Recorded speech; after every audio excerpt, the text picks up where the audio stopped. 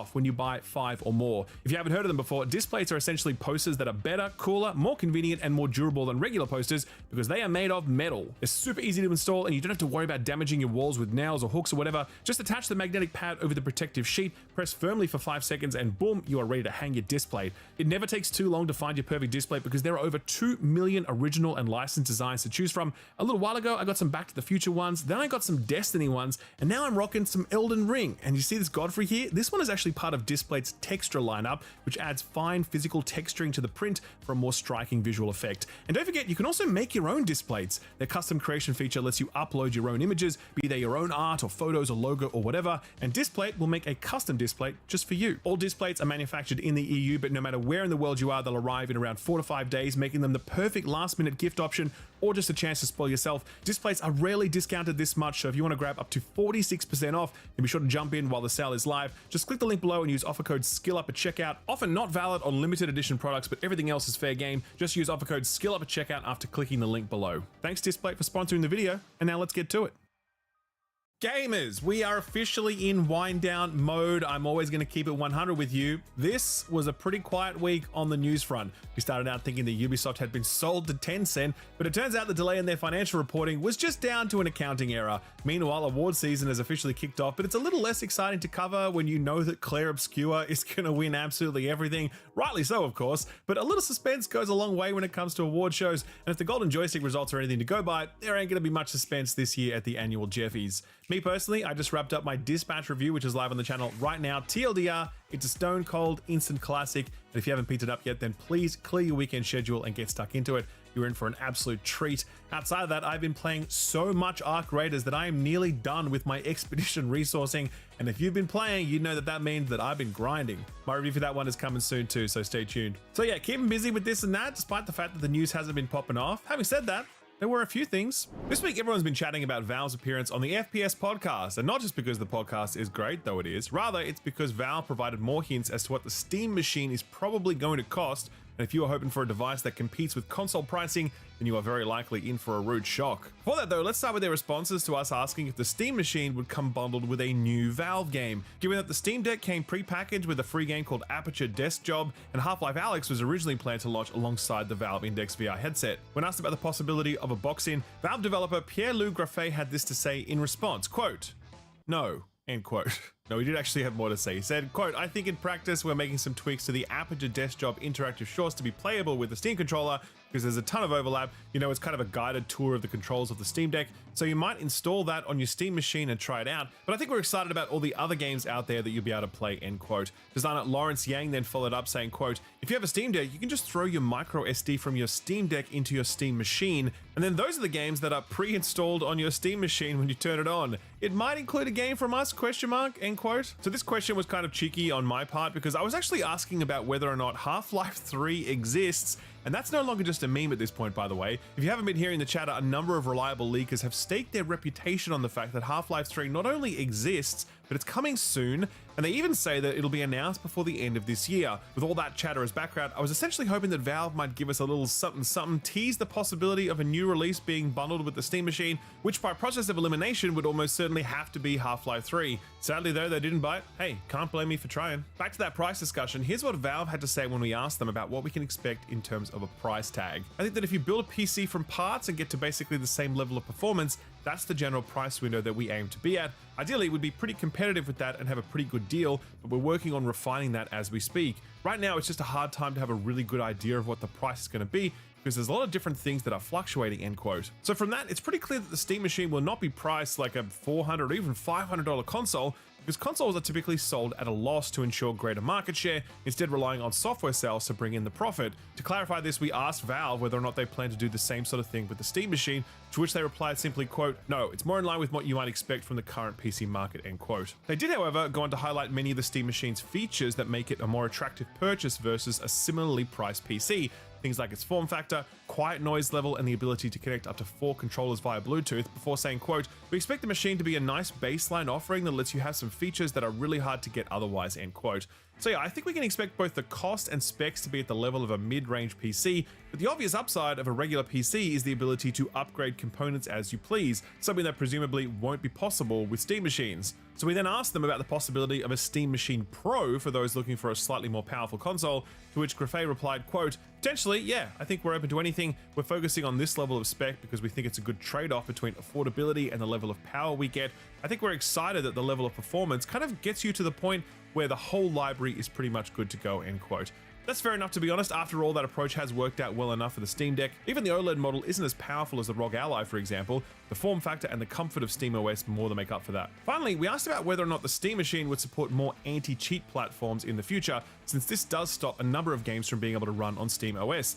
Grafay responded, quote, "We've been working with a bunch of developers, the players in the field that you might expect. They're doing a lot of advanced anti-cheat stuff on the client side, and we're trying to make sure we're working towards something that can be supported," end quote. So it sounds like they're definitely working up solutions on their end, and he goes on to say that they are working on ways to make it easier for anti-cheat providers and publishers to develop solutions compatible with SteamOS. So stepping back from all of this, the realities of the Steam Machine are beginning to set in, and some of them are encouraging, and some of them not so much. You do have Valve committing to making a device that is extremely small and quiet, and it's actually more performant than 70% of PCs tracked by Steam's hardware survey, but the overall spec sheet is still in that mid to low range that's likely to struggle playing newer AAA games, especially at the advertised 4K 60 FPS. That might be less of a problem if the machine was upgradable, but its core componentry certainly won't be. But even that might not be an issue if the Steam Machine was really aggressively priced, giving someone a moment's pause when they weigh up the decision to grab this versus a PS5 or a Switch. That's unlikely to be the case though either, as PC component prices right now are skyrocketing due to AI hyperscalers buying up the world's supply of memory. We dreamed about the possibility of a $400 Steam Machine, but it's far more likely to end up being closer to the $700 mark if we're lucky, and with memory prices being what they are, I wouldn't be at all surprised if the final price point ended up north of that. Switching gears now, you're no doubt familiar with games as a service as it pertains to multiplayer games, but what about single player games? IO Interactive CEO Hakan Abrak had some interesting comments on the subject following the success of Hitman World of Assassination. According to GamesIndustry.biz, he says, quote, "I really think we're onto something with a single player game as a service. In our industry, we talk about these cancelled games and live games being very complex and expensive, and these big bets that have gone south. I think World of Assassination is an example showing that everything doesn't have to be on steroids and crazy," end quote. Impressively, Hitman World of Assassination reportedly still gets over 1 million monthly active users, but even more noteworthy was that Abrak went on to say that development costs for the upcoming 007 First Light were entirely funded by the revenue from Hitman. And yeah, certainly we've seen the live service model pay off for the major players in the multiplayer space, but single-player live service games have seen their share of success over the years as well. I mean, look at Genshin Impact. It's got some multiplayer elements, sure, but at its core, it's a single-player open-world game, one that continues to expand and evolve with regular free updates, the frequency of which has become one of its greatest strengths. Also falling into that camp is the recent Where Winds Meet, which recently hit almost 250,000 peak concurrent players on Steam, and has once again gotten people excited about the idea of a mostly single-player game they can stick with for the long term. I'm sure Austin will have more to say on that subject in his upcoming review, so stay tuned for that. And let's not also forget the legendary No Man's Sky. I mean, I'd argue that game has gotten updates more meaningful and more regular than many of those in the multiplayer space, and all of those have been free, and the game continues to go from strength to strength as a result. As I've always said, live service isn't inherently evil,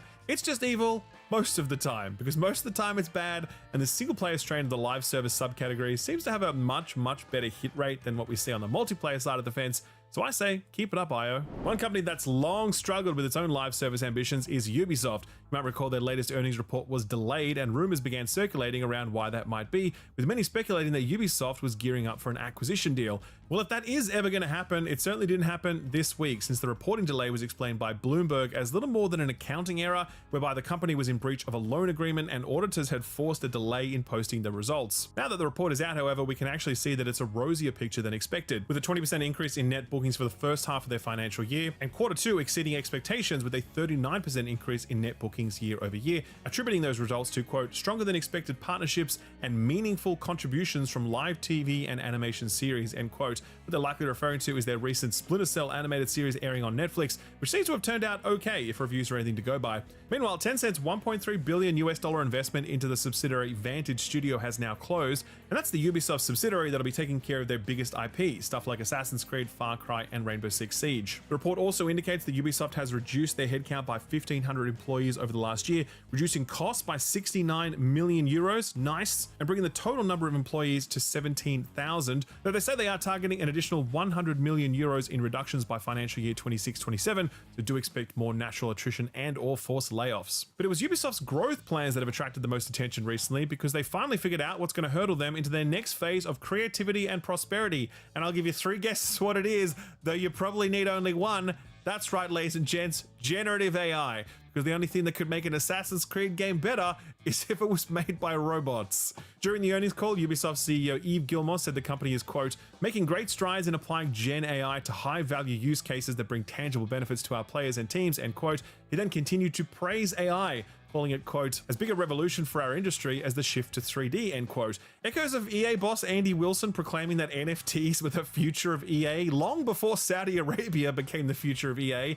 But don't forget, though, that Ubisoft was very quick to jump on the NFT train. In fact, they were the quickest, rolling out their ill-fated Quartz platform that got like 2 things ever before Ubisoft tried to pretend that it never existed in the first place. Ubisoft are so bullish on AI that they recently flew a bunch of press to a preview event to show off an AI research and development project that Ubisoft had been working on, one where you could direct AI teammates using voice commands. Both VGC and game developer .biz were among those invited and have done full write-ups on their hands-on time if you're curious. The TLDR is that some of the tech has actual utility in a way that NFT certainly never did, but AI just seems like such an ill fit for Ubisoft, since it's an entity that has long struggled to let the individual creativity of its people be felt, since so much of it is squashed flat by homogenized approaches to game design and writing. Of all the companies I can think of, Ubisoft needs AI the least. It needs a people-led revolution rather than a technological revolution. But then again, when it comes to the French, we need to be careful about using the word revolution because, you know, things can get crazy. A quick lightning round to finish off, and sticking with Ubisoft a moment longer. Following Ubisoft's streak of successful adaptations comes another,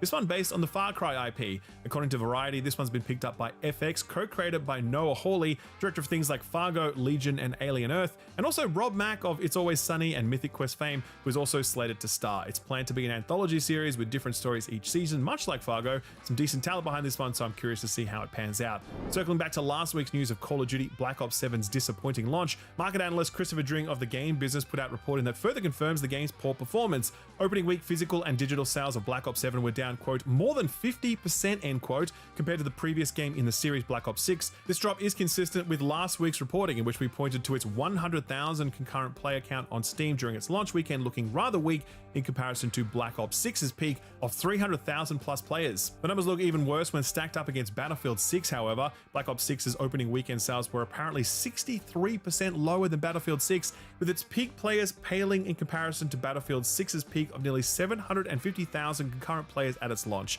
Hell, over a month after its release, Battlefield 6 is still hitting a 24-hour peak of over 200,000 players, double that of Black Ops 7's all-time peak. Very rough start for Activision and Microsoft.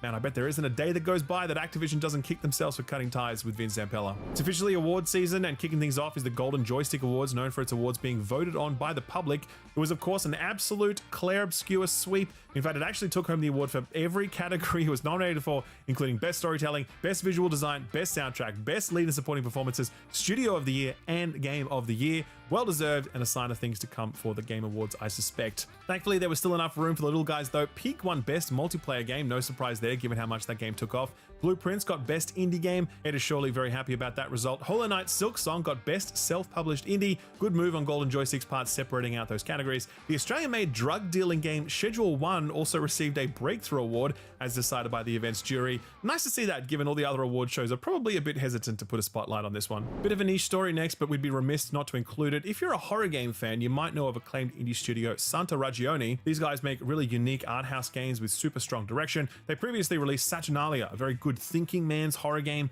But you know who's not a fan? Valve, apparently, because their upcoming disturbing and enigmatic horror game Horses has been banned from being published on Steam.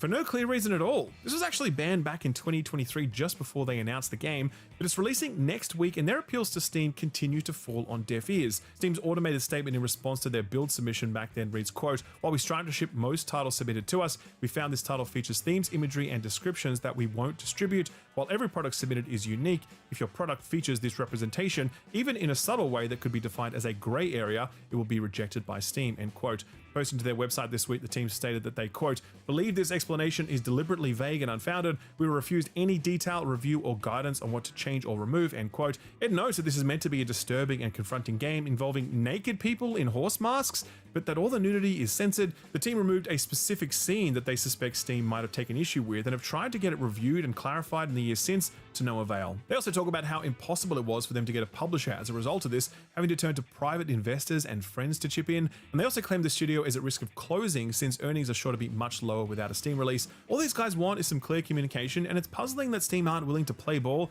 considering that they actively distribute ultra-violent and explicitly pornographic titles. It's also especially frustrating since games like this that do explore taboo and challenging themes are both important and in short supply, and situations like this only discourage developers from going to those places. Horses is still releasing on Epic, Humble, and itch.io on the 2nd of December, so if you're at all interested, be sure to support them on those platforms. Best of luck to the team. Closing out the news block now with some sales milestones. Street Fighter 6 has sold through 6 million copies in 3.5 years, so that's cool, but I think it really puts into perspective just how much of a success this next one is.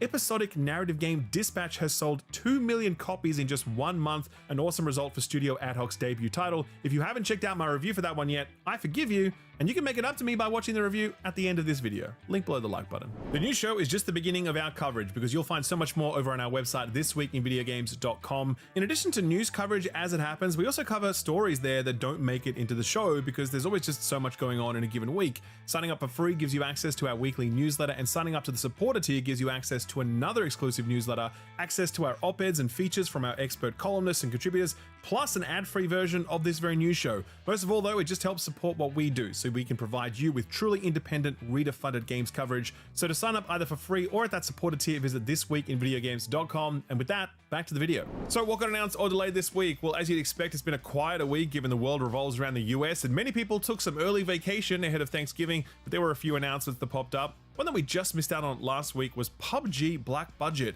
This is the new one from PUBG Corp and Krafton. It's a first-person tactical extraction shooter with a bit of a supernatural twist. Krafton obviously trying hard to kick down the door to the extraction shooter audience and hoping the PUBG name gets them somewhere. No date for this one just yet, but they have announced a closed alpha playtest for December, so if you want to try to get in on that, you can request access through Steam. Another undeterred trend follower is Genshin Impact developer MiHoYo, who also announced another new title this week. That's right, not the next Honkai game or that cozy game, the Petite Planet thing, which is also in the works, but another game called Vasapura. At the risk of oversimplifying things, imagine if these guys thought Remedy's Control should be an open world gacha game, and you got a pretty good idea of what's in this 30-minute gameplay trailer they put out. No platform or dates for this one yet, but you can bet it'll be on PC and mobile. Let's break away completely from all that now and take a look at a new game from Inkle, the indie studio behind really unique interactive games like 80 Days and Expelled. They just announced a new game called TR49, and it's supposed to be a deduction game in the same vein as stuff like Obra Dinn, but revolves around you flicking through old novels and unraveling the secret of your late great uncle who was a code breaker in World War II. It's also apparently mostly an audio drama, meaning that there's going to be a hell of a lot of note-taking and IRL code breaking. Given the premise and pedigree of the studio, it's almost certainly going to be an S-tier banger. This one's slated for January 2026. Another indie game now, and one from a studio that thought it'd take advantage of the quiet week. Young Suns is a co-op narrative-focused life simulator from a Canadian studio called Co-op, featuring spacefaring, tiny planets, and base building. They've decided to both announce and shadow drop this at the same time. It's now out on Xbox Game Pass Preview on both console and PC. One last kind of announcement, a PC version of Death Stranding 2 has just been rated by the ESRB in the US. Don't think anyone would be too surprised to hear that this one would leave its PS5 confines eventually, and we could probably expect the official announcement to land sometime soon-ish. My guess is the Game Awards for Jeff Keighley needs little encouragement to invite Kojima up onto the stage. Did you guys know they were friends, by the way? Just one small cancellation of sorts amidst the arc rated success. Embark has announced that the PS4 version of the finals is going to be retired, with support moving solely to the current generation versions of the game. Honestly, I'm a little surprised that this was ever on PS4, given how demanding the destruction model is, so hats off to Embark for taking it this far. We're seeing a number of live service games pack it up for PS4 now. Hopefully not too many folks are left in the lurch with that one. One last shout out I want to do is for something we've covered a few times in the past, a print publication called A Profound Waste of Time. It's a wholly independent offering compiled by one Caspian Whistler, and this is the 6th issue of what's becoming a very popular series. The Kickstarter was funded in less than an hour, and they're now at 300% of their original goal. I'm not surprised, since this issue features a stunning lenticular cover which lets Astrobot wink at you when you're tilted, and that's all tied to their exclusive interview with the game's director Nicholas Doucet, as well as their coverage of PlayStation's 30th anniversary. These are really lovely collector's items, and they're a great read. This is not sponsored, by the way. I'm just shouting it out because I love this stuff, and I think you will too. So if you want to check it out, I'll leave a link to their Kickstarter below the like button. Okay, so what came out last week? Not much, but we'll check in regardless. We'll go back a little further and visit the early access build of Moonlighter 2: The Endless Vault now that it's had some time on Steam. Overall, it's sitting at very positive sentiment with just over 650 reviews at the time of running, with 80% of those reviews being positive. Folks are largely into it, but some of the gripes from everyone else involve some mixed experiences on UX stuff and technical optimization, especially for Steam Deck. The early access review for PlayerUnknown's Prologue Go Way Back was a bit more mixed, however, with just 66% of the 100 reviews being positive at the time of writing. A lot of the discussion is about the core loop. The game's whole thing is that it just drops you into this random map and challenges you to get to a tower while surviving the journey along the way. Just hardcore solo survival. A lot of reviews are really into this kind of immersive approach, and others are like, bro, where's the game at? Definitely one for a very specific kind of person, I guess. Of Ash and Steel was that new old school third-person RPG from Tiny Build. This one landed at mostly positive on Steam, 79% of the 200 reviews being positive. This short review from Gerhardt seems to sum things up pretty nicely. Quote, "If you like Gothic, this game is for you. The embodiment of Eurojank in a good way. A bit clunky, yes, but Gothic-like games were never about AAA polished experience," end quote. Speaking of games that ape other things, Constance was that action platforming Metroidvania that took more than a few notes from Celeste, but it's actually done very well for itself according to critics. On OpenCritic, its aggregate is a mighty 84. Here's Shaq News, who gave it 9 out of 10, saying, quote, "Its hand-drawn, cartoony art style won me over initially. Its challenging platforming puzzles and boss fights that require me to fully utilize the plethora of techniques I'd learned throughout the journey kept me engaged and always felt satisfying to complete. The fluid and extremely rewarding gameplay loop alone solidifies Constance as a must-play platformer. The heartfelt story at the core of it is a welcome added bonus," end quote. And finally, a look at one we've missed during the quiet week, Hunter's Moon: A Sovereign Syndicate Adventure. This is a prequel to a game we featured on our Radar segment a couple of years ago now. Sovereign Syndicate was a Victorian steampunk RPG that saw you using tarot cards instead of dice rolls to make decisions. Anyway, Hunter's Moon is very different in style. It's more of a darkest dungeon with deck building, and while it doesn't have a ton of reviews at the time of writing, 97% of them are positive. There's also a free demo available for it right now, so give it a look if it catches your eye. So what's coming out this week? Well, after the very quiet week we just had, it feels like publishers are going full bore once more, which might just be the last hurrah for big name games this year, which is fortunate because damn, is there a lot for people to catch up on over the holidays. Kicking things off is Marvel Cosmic Invasion, the latest big IP to embrace the modern retro beat-em-up genre theme. This one features 15 characters, each with their own moveset, and it's being developed by Tribute Games, who were responsible for the excellent Teenage Mutant Ninja Turtle Shredder's Revenge from a few years ago. Here's hoping this one delivers, because it could be some fun. It sounds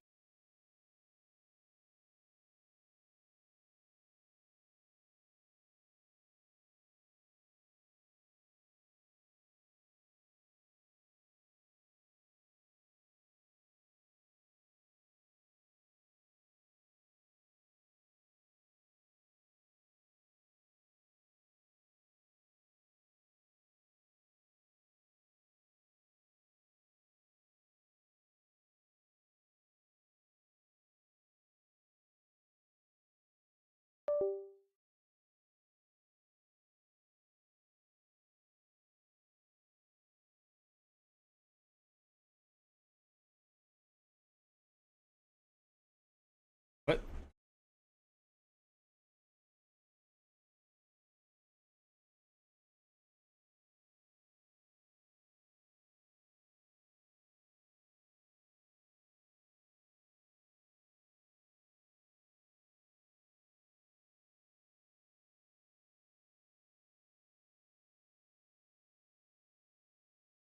Now that I'm ready to play, it doesn't want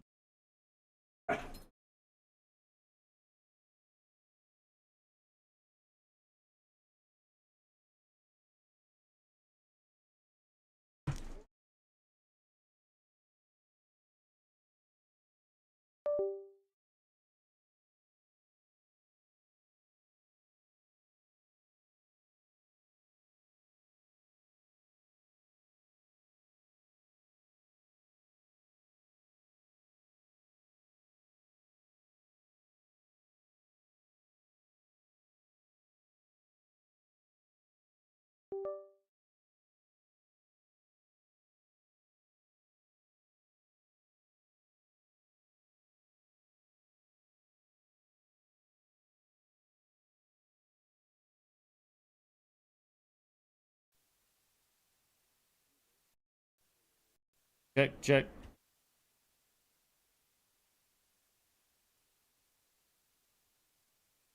Because of where the microphone, you have to be right there.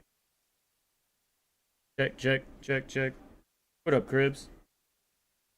Bro, Slay the Spire 2? Yeah, dude, Moonlighter 2 just came out too.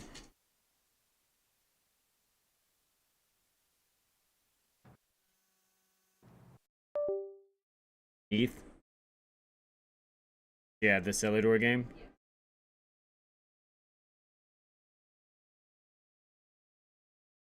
Does it just black out every time?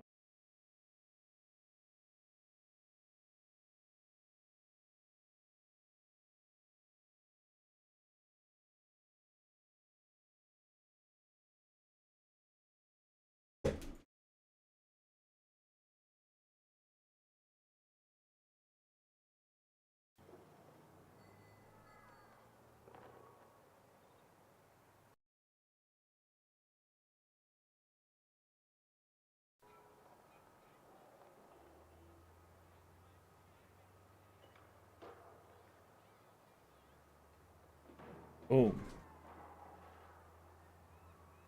Hey, Cribs, does the mic sound okay? I had to put up a new stand and stuff. I'm stoked you're back and ready to roll, because I'm ready to watch.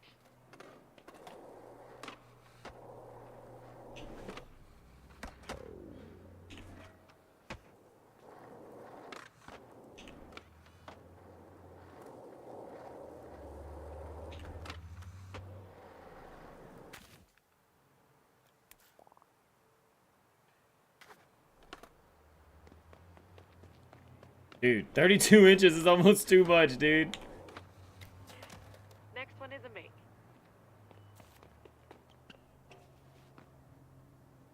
I got a couple of days to figure out if it's too big, because I might take it back. I ain't even gonna lie.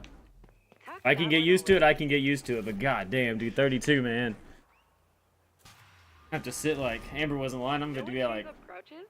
Kickflip nose grinds on their roofs. See if you can stoke the resident grouch.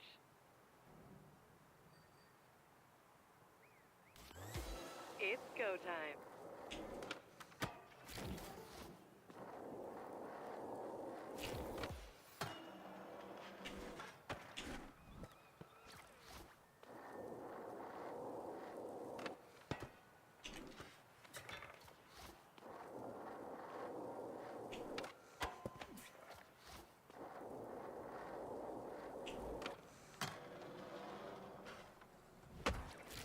Give it another try. dude, because I'm playing in 1440 now too, it should make the stream even look better. Even though it's not streaming in 1440, the overall quality should look.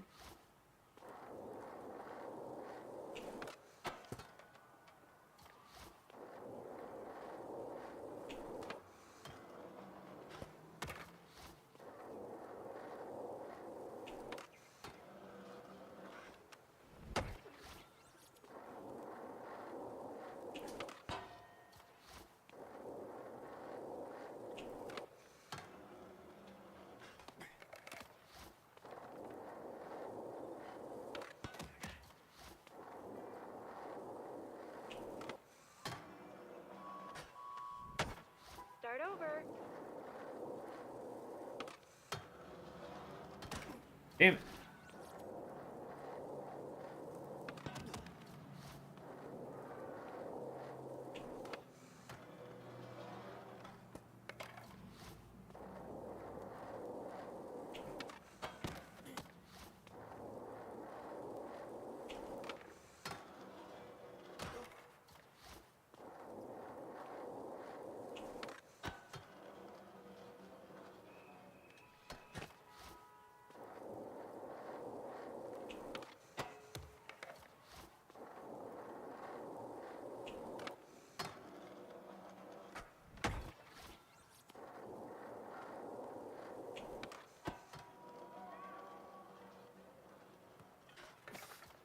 Quick Gotta get over to start. that ledge. Make a mess. I don't believe you.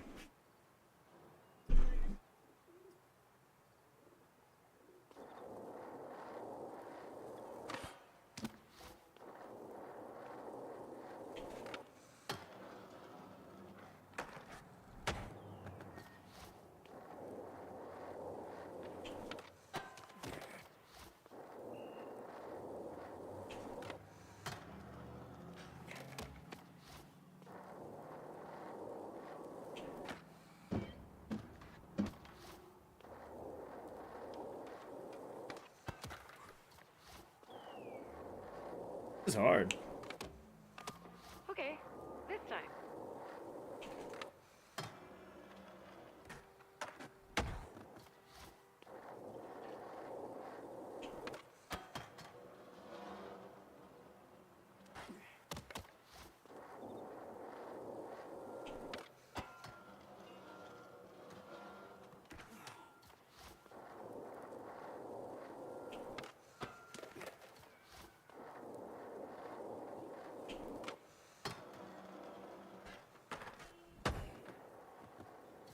Always get in that 50-50. 5-0.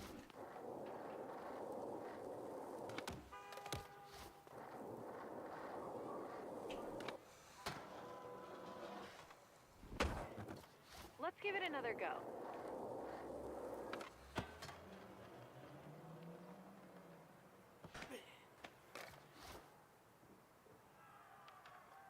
Dude, I thought I thought the fucking game yesterday where you came across that dude and he gunned you down from the top of the train and then you were like, bro, I'm just here doing a mission. He was like, oh shit, my bad, dude. And then escorted you to the fucking hatch and then opened the hatch for you. Like, that dude used his raider key to get you out, bro. Like, that dude used his raider key on you. Like, he may have brought more, maybe he has more, I don't really know. But that dude used his raider key on you, bro. After you done told him you had a pink loadout, after you done told him what you had in store for him, he didn't even have to check your pockets. You done gave him a fucking itemized list out of what he is gonna find, and he still walked your ass down to the fucking raider hatch, dude.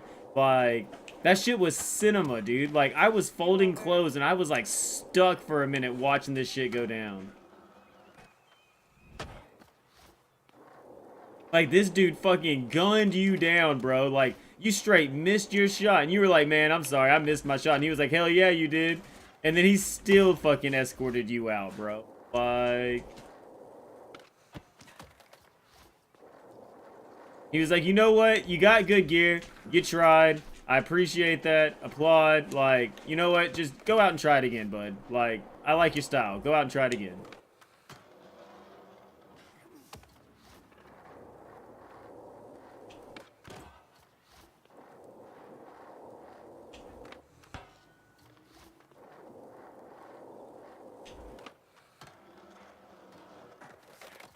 Time for another go. Damn it.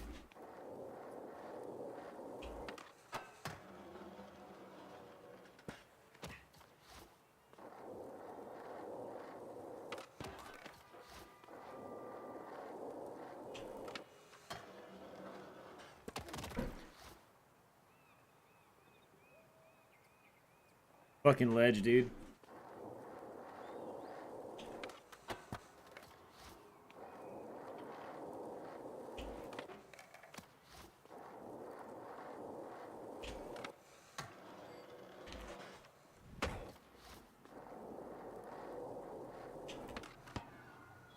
Go again. Thank you, though.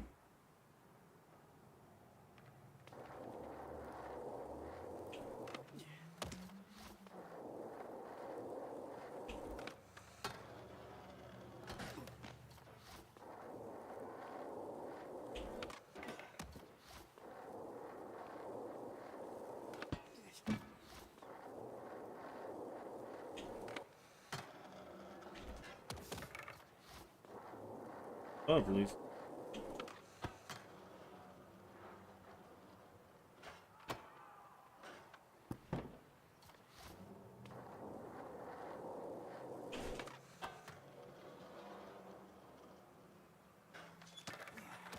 Reload.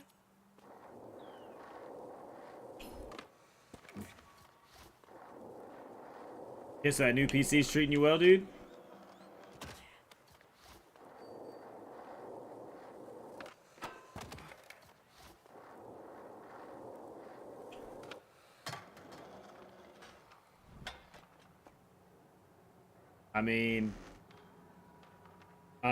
I said, so it's treating you well?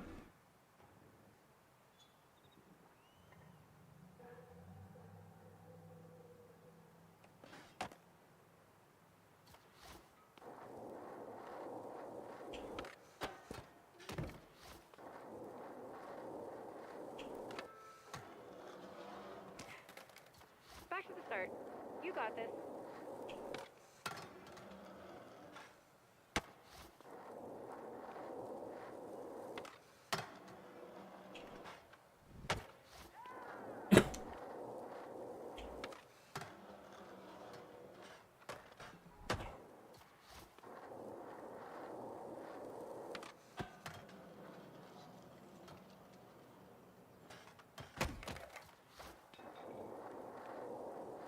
Hell yeah.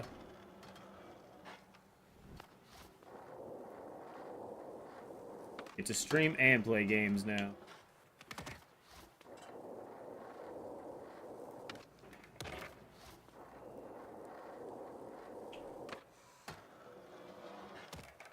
Damn it. Give it another try.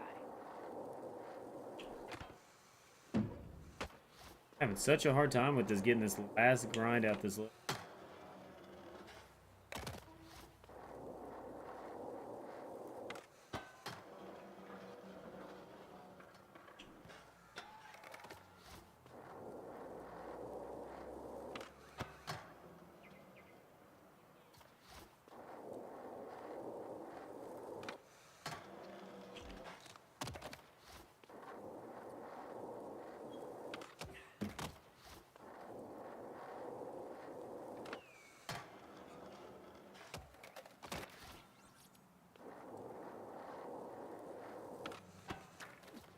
Start over.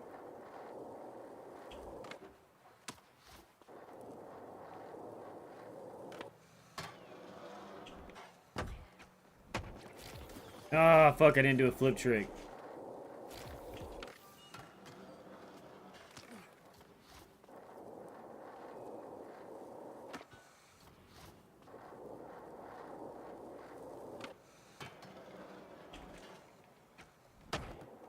Still didn't get that flip trick. What the fuck, dude?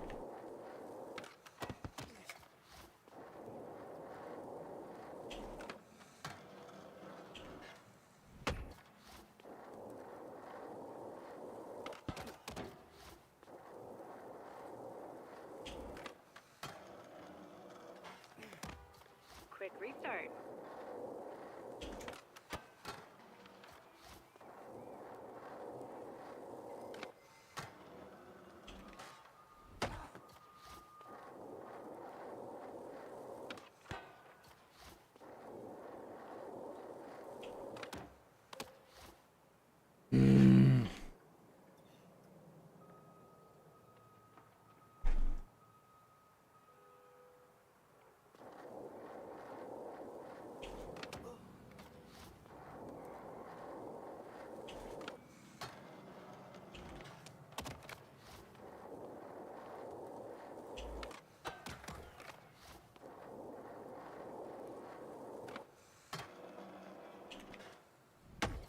Okay, this time.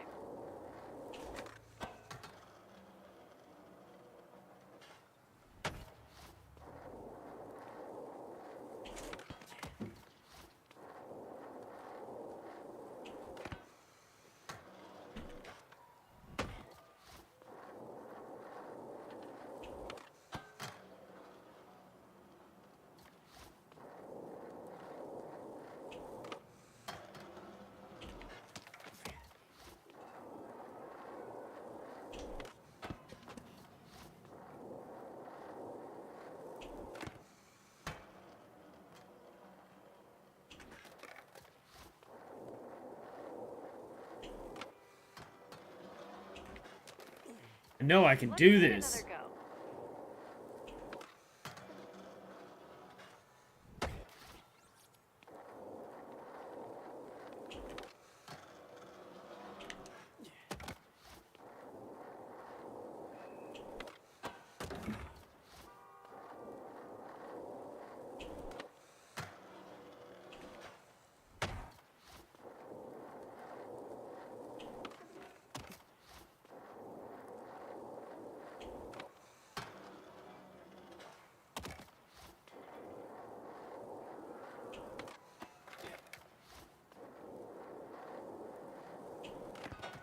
Yeah, you like how my dude just kind of like slaps the wall sometimes? Yeah, and wigs out.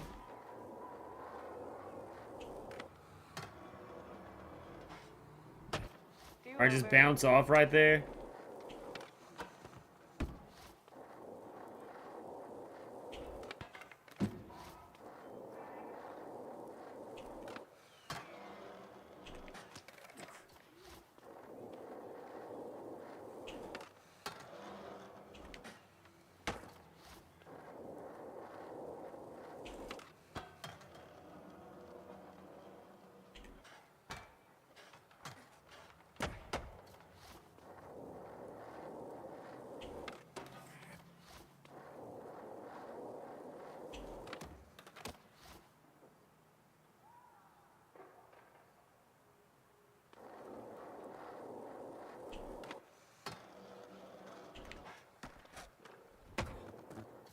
Time for another go. Didn't get the right grind that time.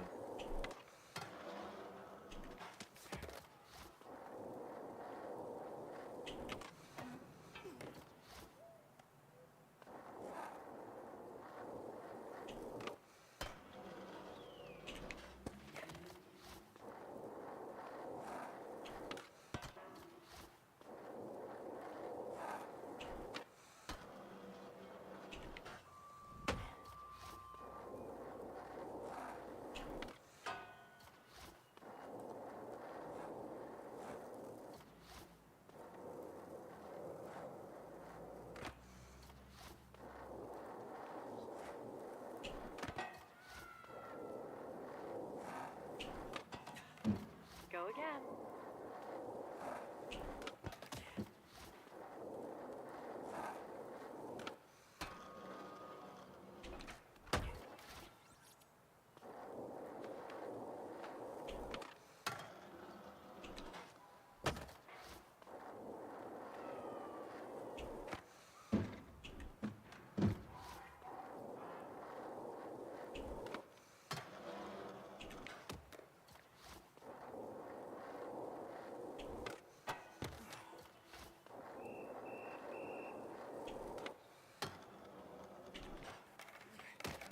The fuck, dude?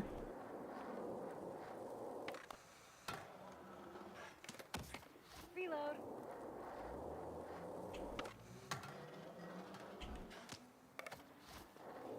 My dude's always just fucking hitting his head right there.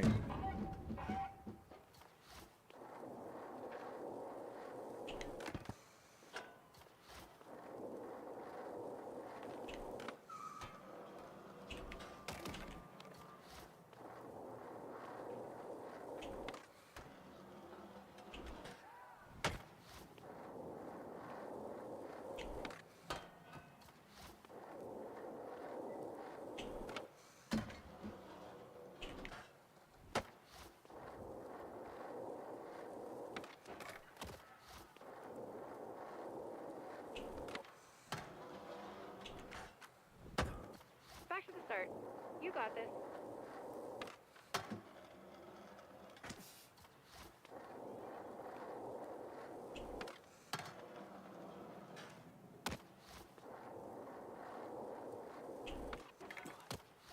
It's pissing me off, dude.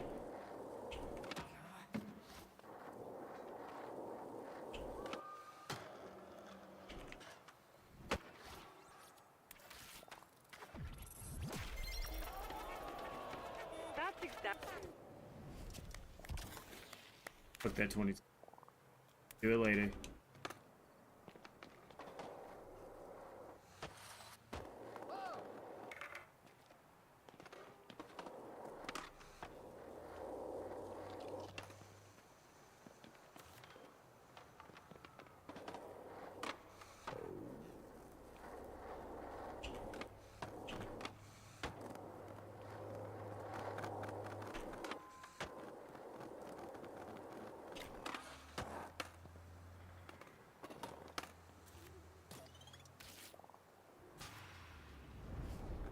Will you be able Dynasty to check Warriors, out the PoE shirt 2, and fucking Arc. Yeah, dude, playing everything, dude. Dude, PoE, I think that's what I made. I need to play Arc. I may play some PoE.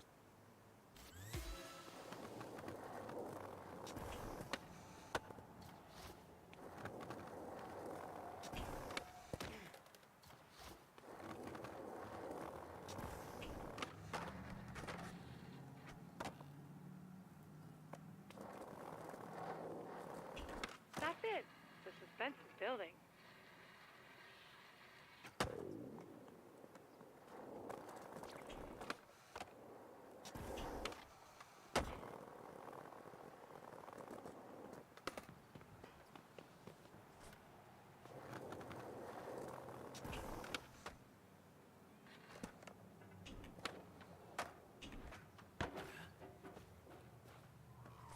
Oh, it wants me to drop quick objects. Oh, these are new challenges. Big ass ramp, but whatever.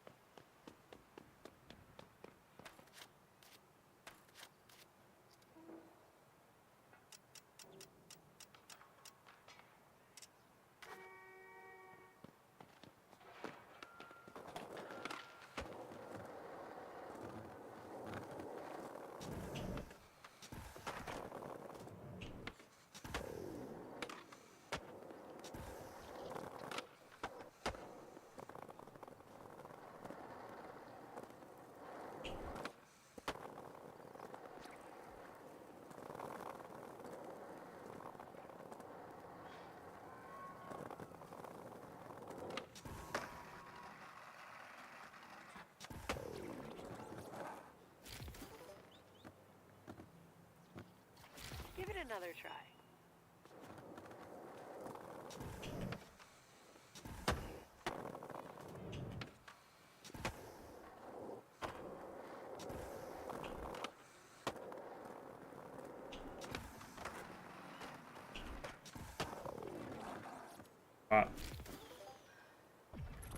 What? The build-up was worth the wait. That was sick.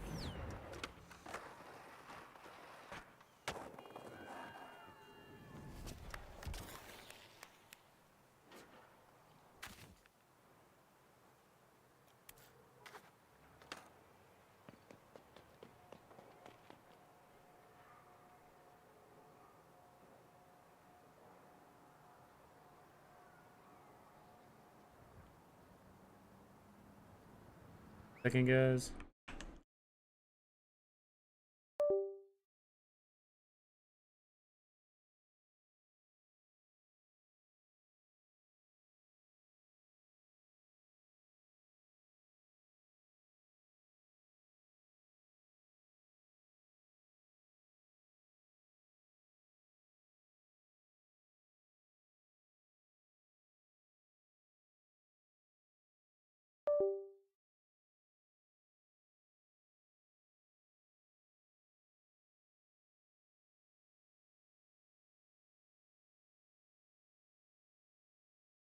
Up.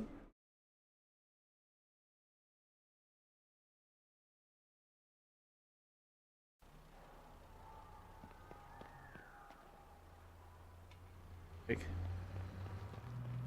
have to figure something. I'll have to figure a few things out.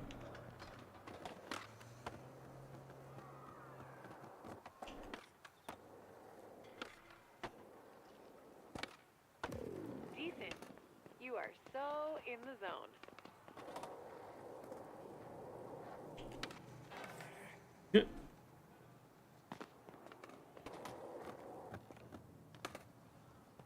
Gotta figure out how to get inside.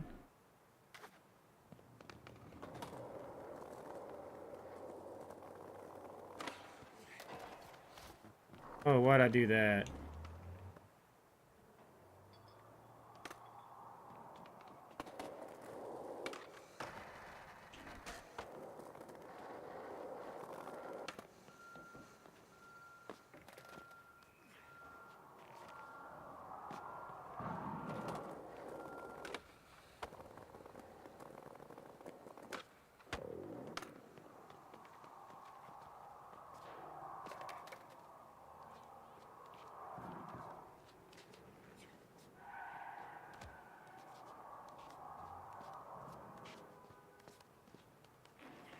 You're not clingy when you climb, which is good. You never want to get too attached to something.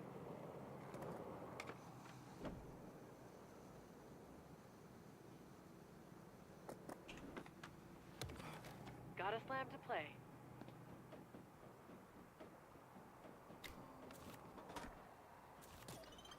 Rolling line. The key to this roof burner is to lock into your...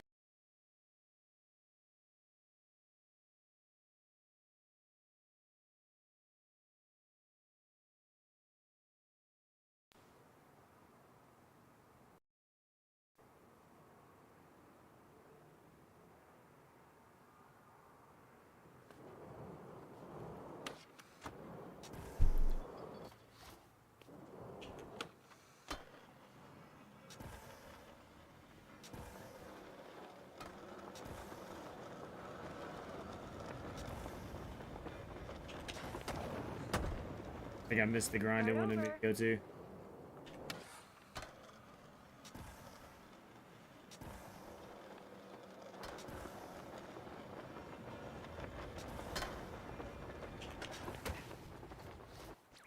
It wants me to transfer right there.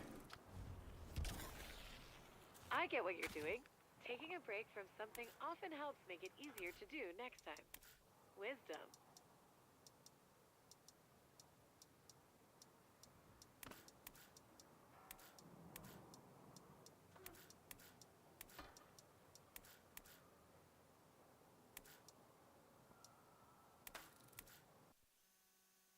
I knew he was playing a little weird.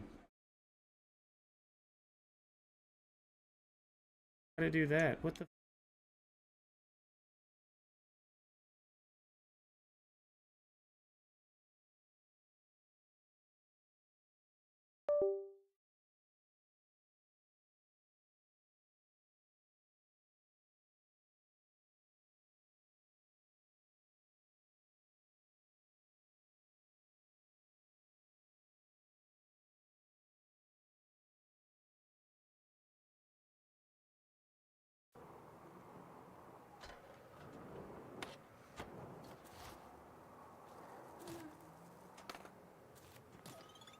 Line check. It had put everything on ultra settings again for some. I just put it back down to high. Send it.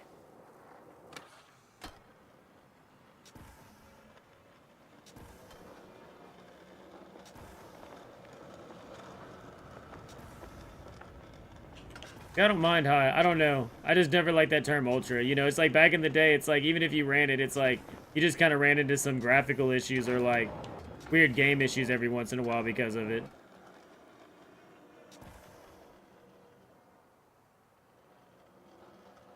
Yeah, and it's like I just don't want to push my hardware that hard either. Like, you know what I mean? Like, I'm just not worried about running that type of setting.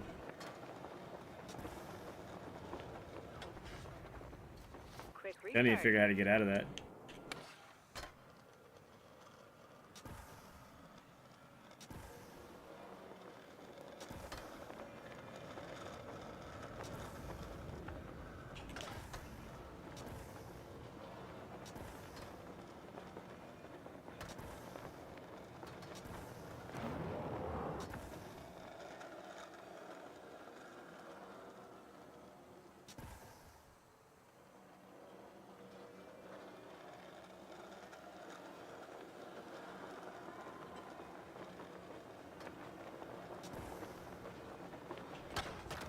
Ah.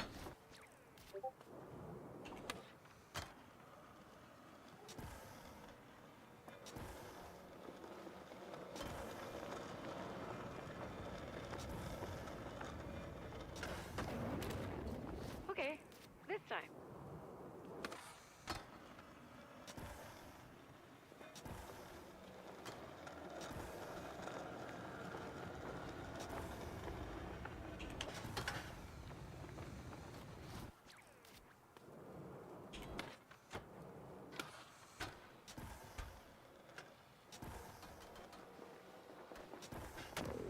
I got fucked up hitting that grind.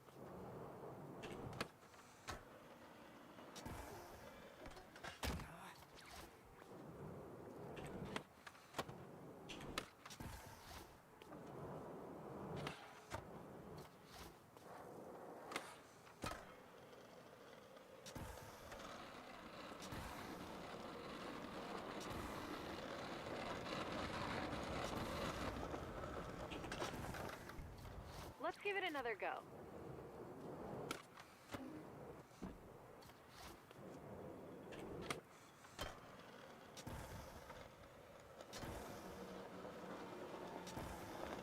You.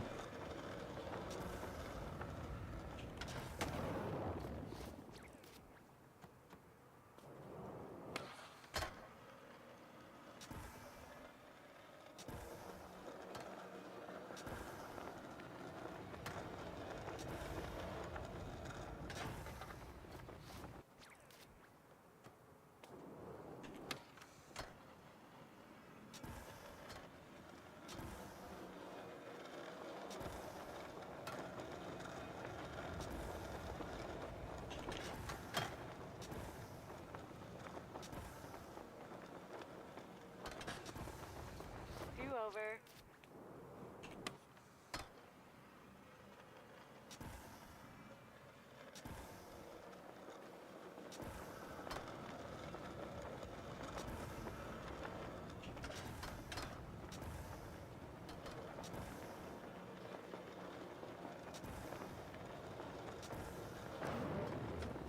Damn it.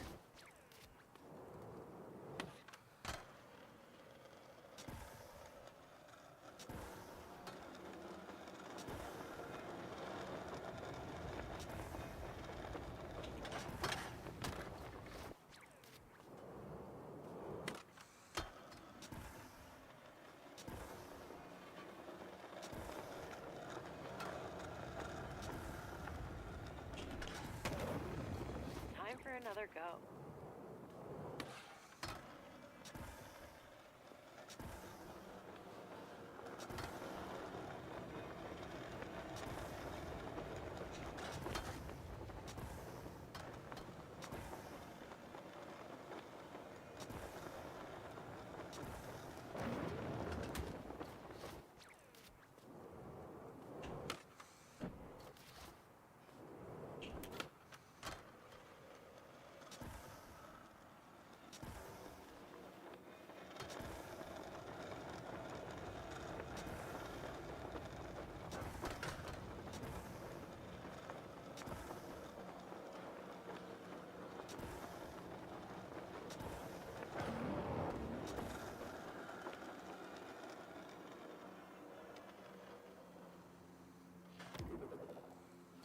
Go again.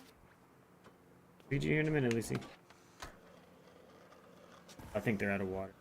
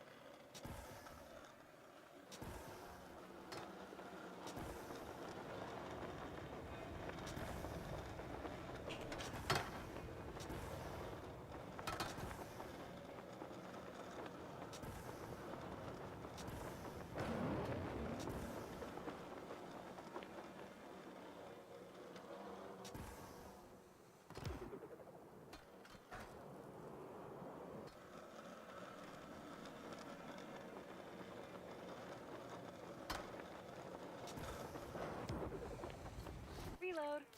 Going on?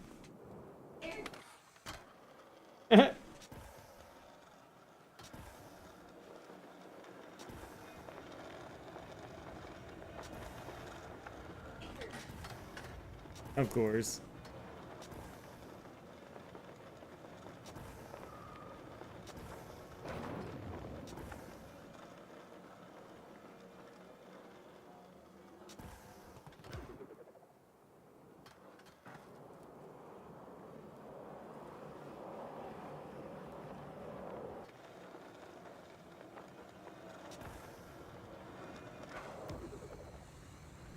You are not out of bounds. Yes. Damn it, dude. Just saying. Yeah, I think it may just be time to play Path of Art. Path of Art. Yep.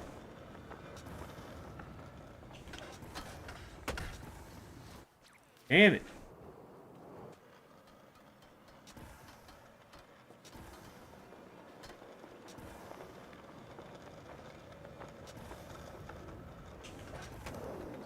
Back to the start. You got this.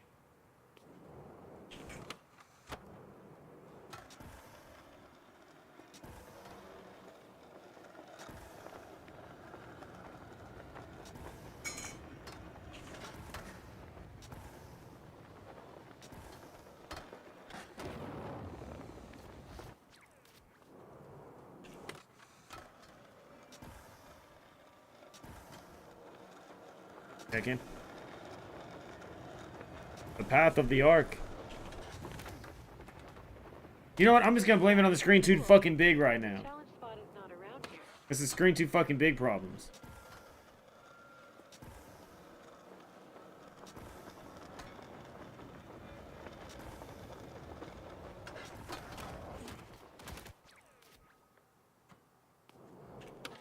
But you know what's crazy? Is the 32-inch had way more features than the 27-inch. Like, the 27-inch didn't have, like... Yeah. Get into it. Give it another try. It has more...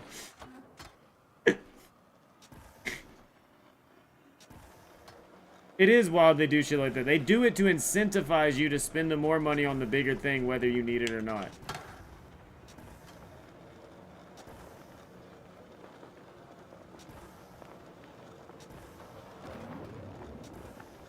Yeah, not only do we want you to spend money, but we want you to spend the most money we can get out of your pockets.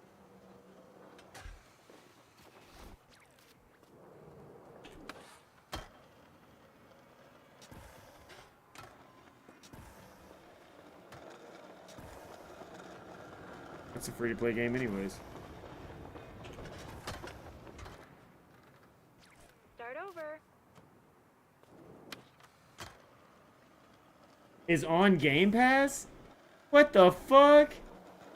Cosmic Invasion launched on Game Pass? Guys. I have to Hell yeah, I'm talking about that new Marvel game. Bro, that's the same people that did Shredder's Revenge.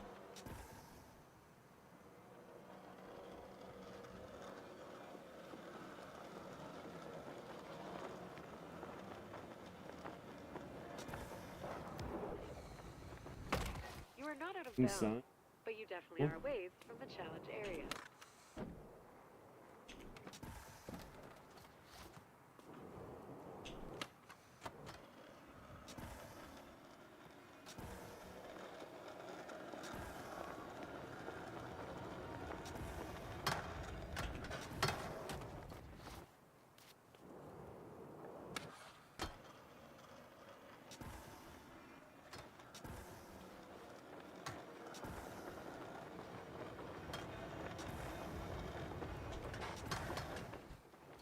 Quick restart.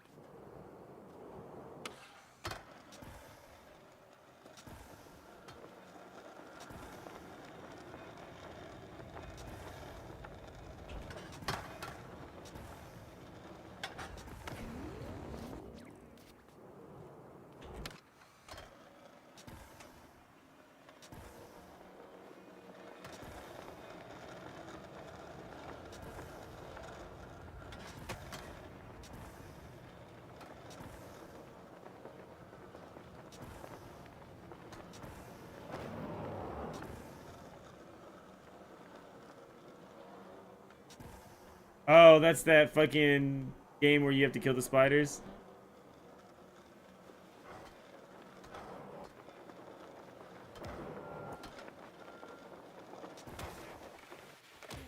Dude, this is pissing me off.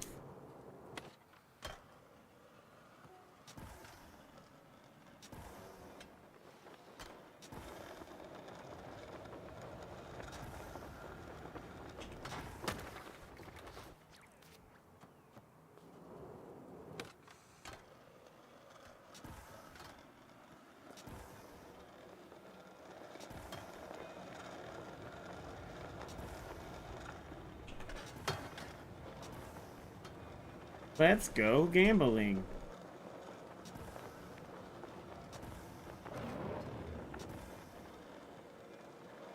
I would have raged by now. Yeah.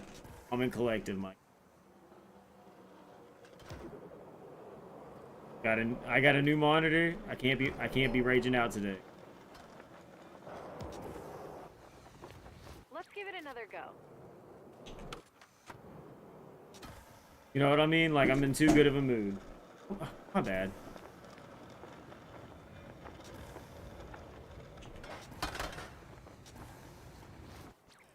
You did it, though.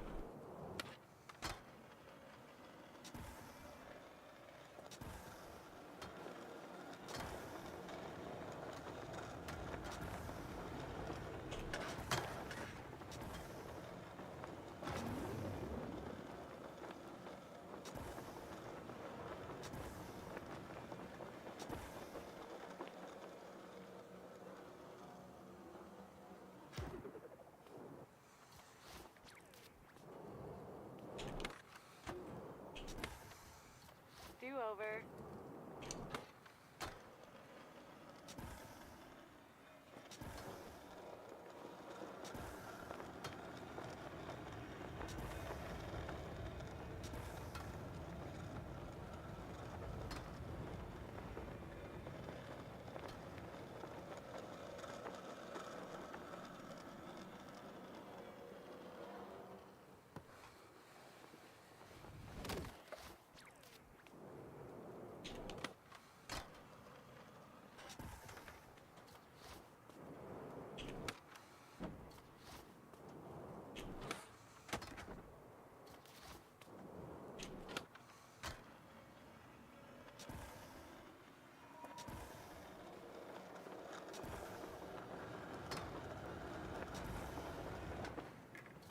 Time for another go.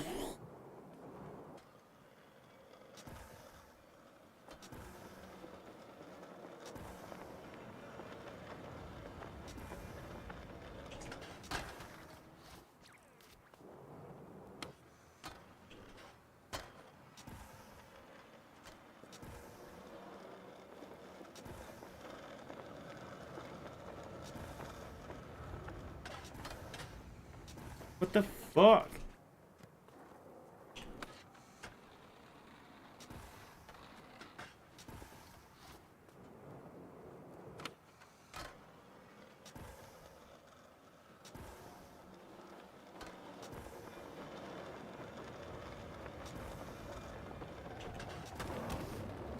Go again.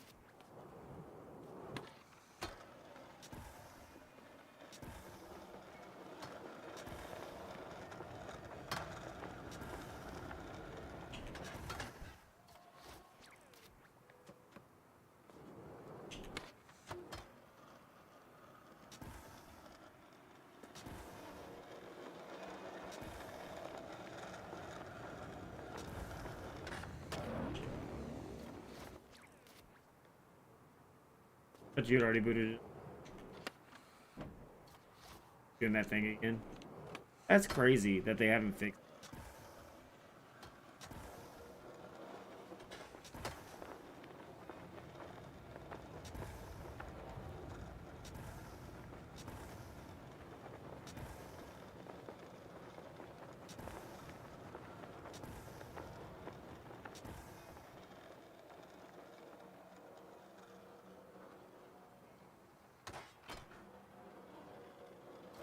Reload.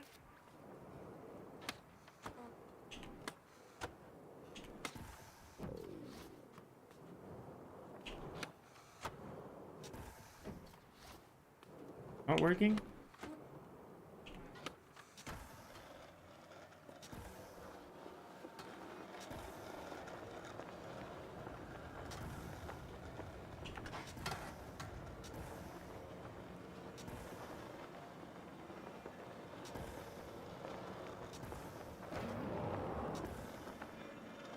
Yeah. You can't even get past the press A to continue on fucking Clover Pit. Why play? Try booting up a different game.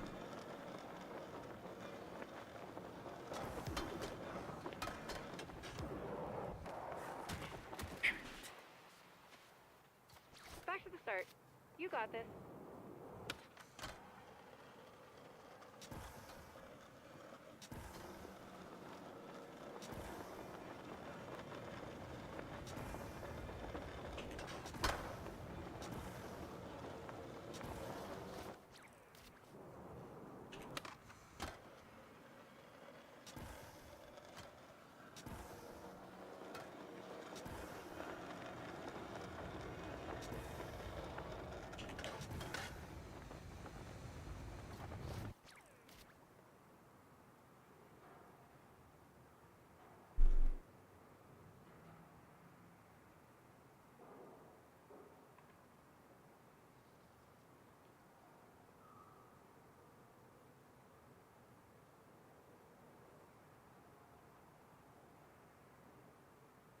The suspense of whether you roll or not is killing me. Good thing I can't die.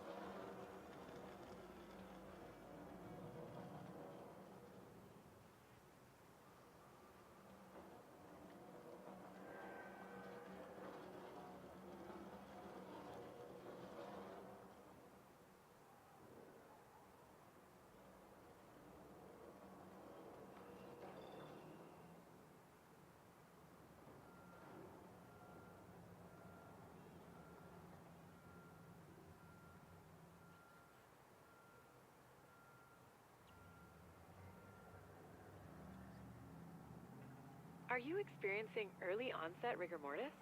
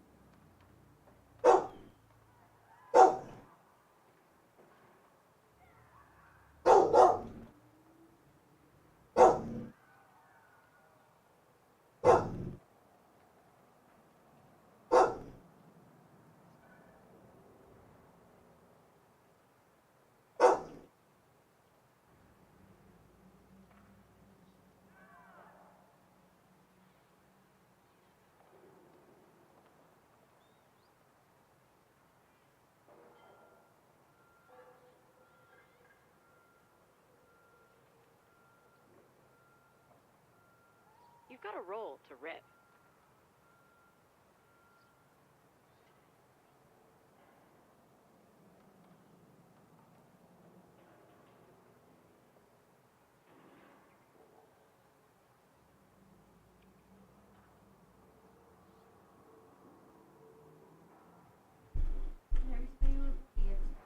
Yep. Bro, I literally just had to delete Clover Pit and reinstall it. Amber could. Like, that's some real shit, dude. Not joking. Give it another try.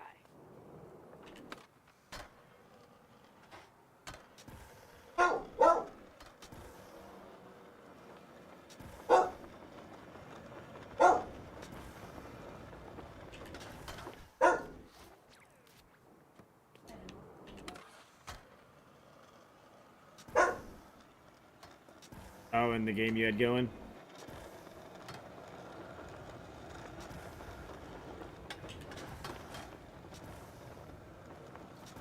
I didn't say I have rail transport. Oh, the one I was just talking about in the car?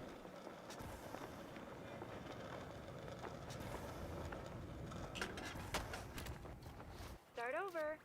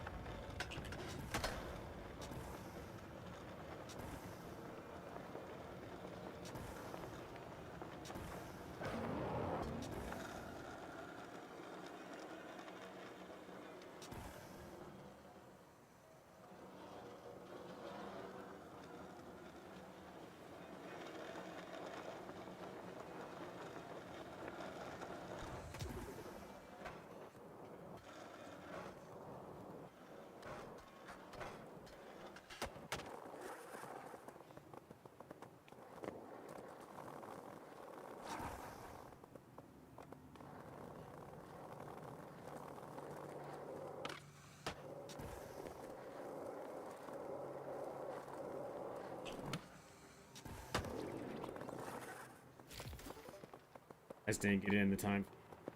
Quick restart.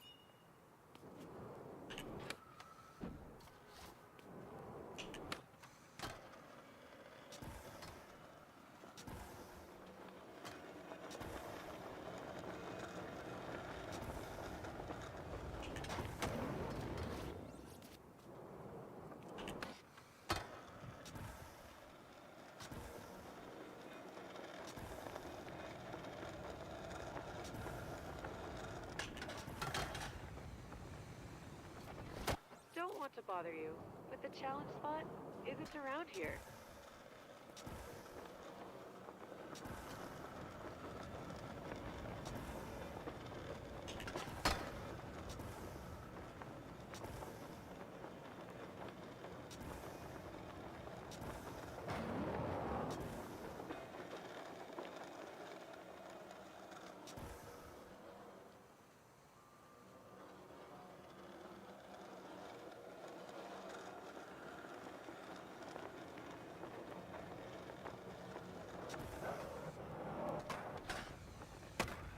Dang. Okay, this time.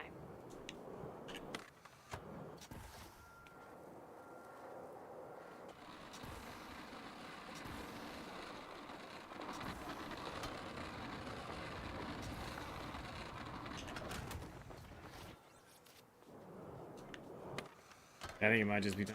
Which game? Getting this challenge. I mean, obviously I got it. I just don't know if I can get it within the time. Fuck.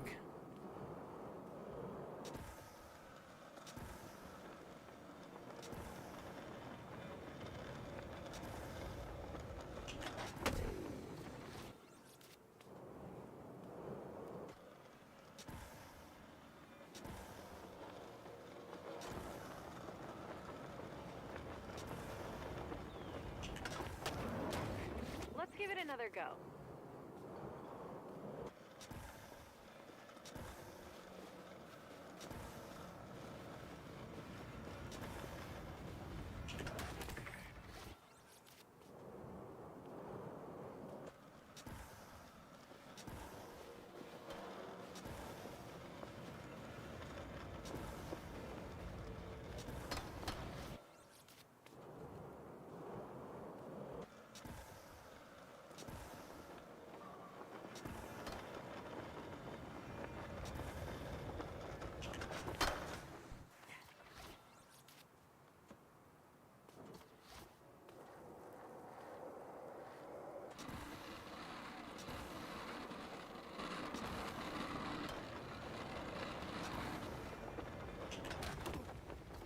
Do over. Like, am I trying to pop too early now or something?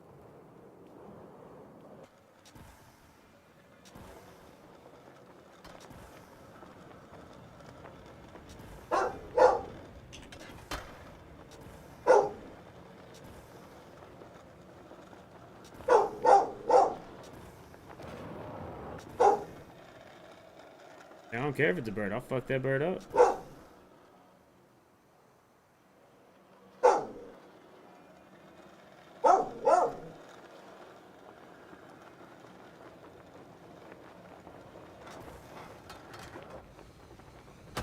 You are officially testing the limits of my boundary detection.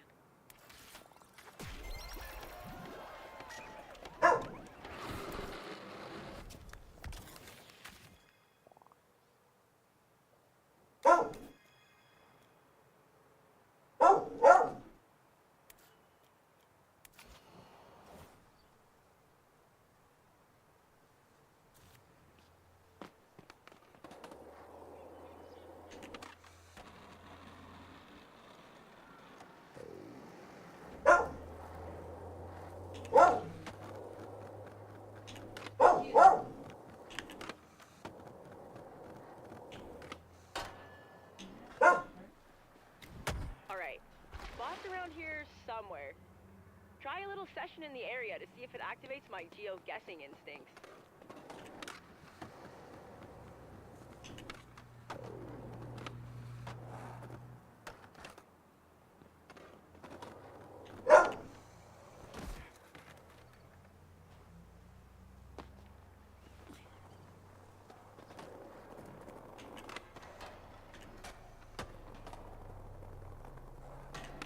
I think we're getting closer. I feel a tingle.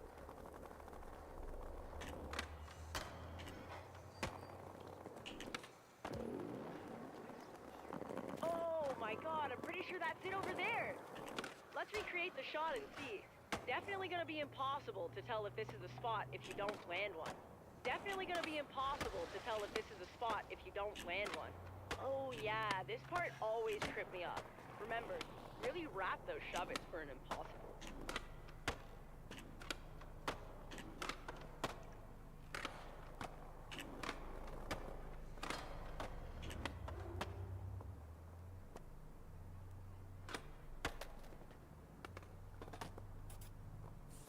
Sick. I didn't even land it. All I did was do it. Got another spot in Brick Switch that might be it. It's got those underground vibes. Let's head over. Mean to call you some Miko shit with the like hook up again, you know what I'm saying? resub. Bro, I'm gonna have to hit you with that shout out in just a second. Give me. What's up, Miko?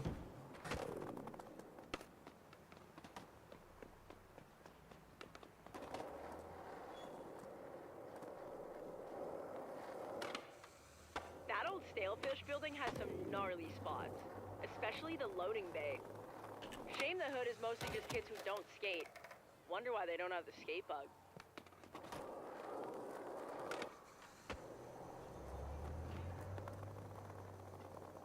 Oh shit, anybody hit you with a shout out? Still stuck in Final Fantasy, eh?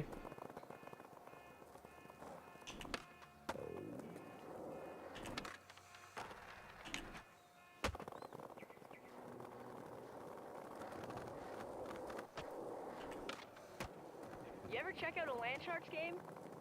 I've never been inside. Haven't had a reason to go yet. Or tickets.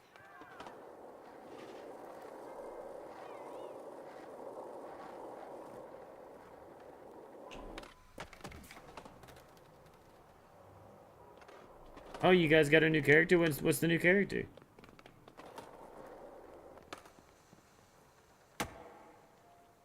Okay. Looks sufficiently underground. Feeling pretty much like the photos. Maybe they're doing an impossible onto something. Try using an impossible to get into a grind. It's definitely gonna be impossible to tell if it's a spot if you don't land one. Of course. Of course.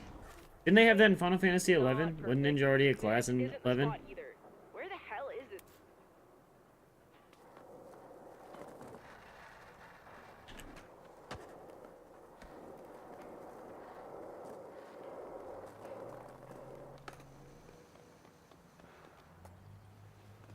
Ah, okay. Yeah, I'm pretty sure Ninja was. I played a little bit of 11. I just got caught up doing all the extra shit. I don't think I remember any of the story of 11. I just got caught up playing the game of 11.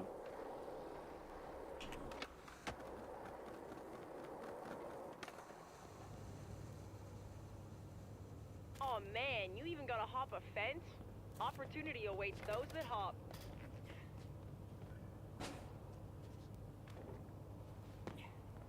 Well, Realm Reborn, like, wasn't that like the big remaster, like Yep, the big that's remake the of spot everything for and stuff? sure.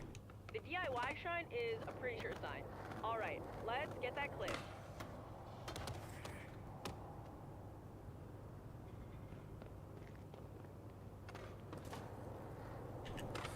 Give it another crack, and make sure to really wrap that foot around the board.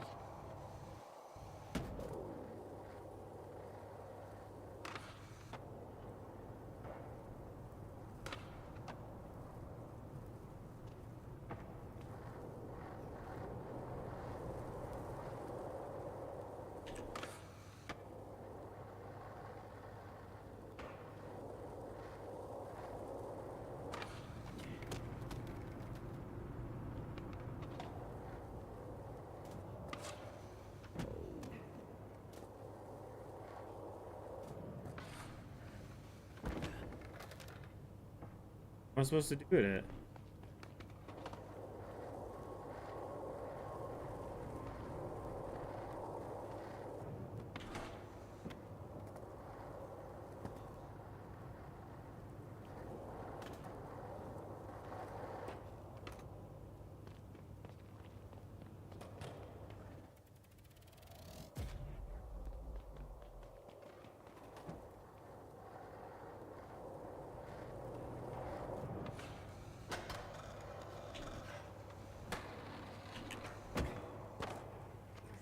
Listen,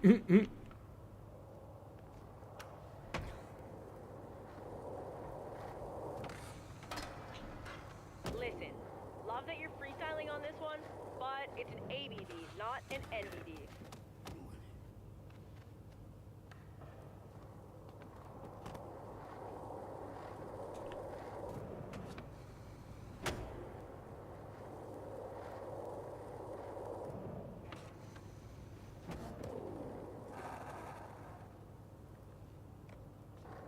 Where's the shot at?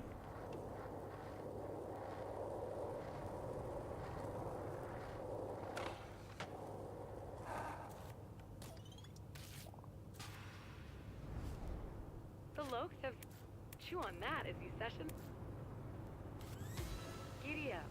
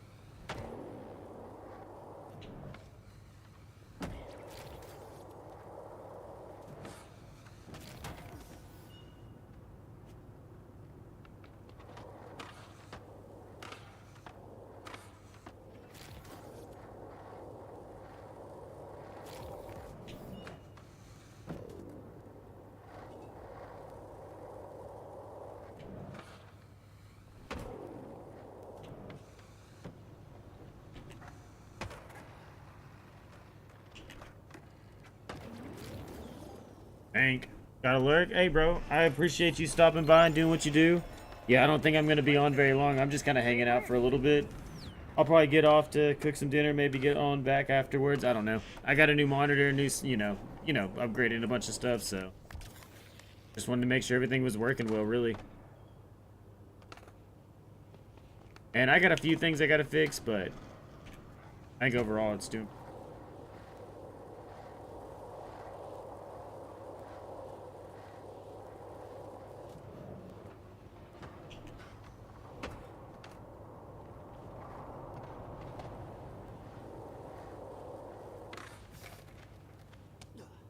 Or what if I'm supposed to do it just literally like right here?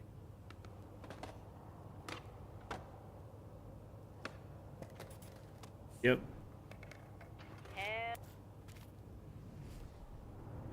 Wait.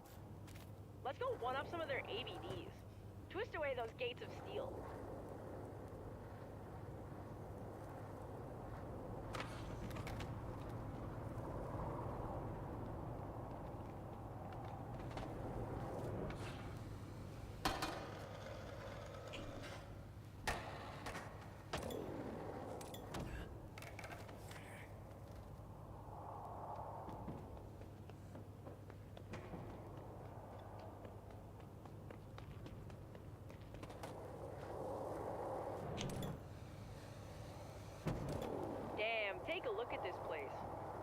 fun 80s makeover for Heritage Month.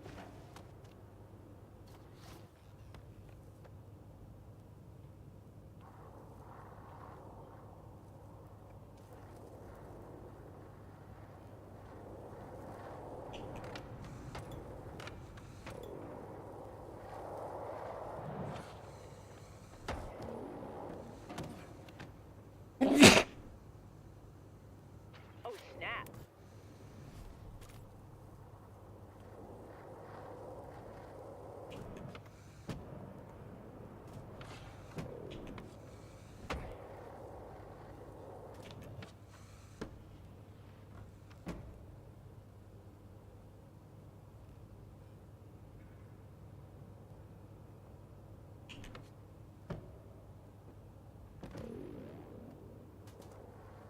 Hey, cool. Says here they called this eel side because of an eel infestation when the tunnel flooded in the 80s. Let me know if you spot any tunnel snakes.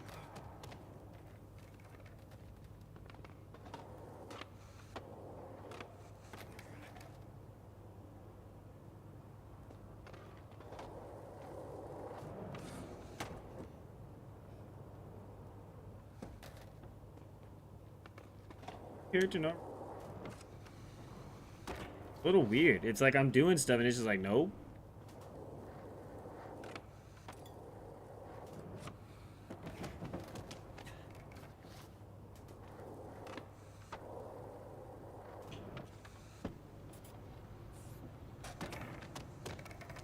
Finished by...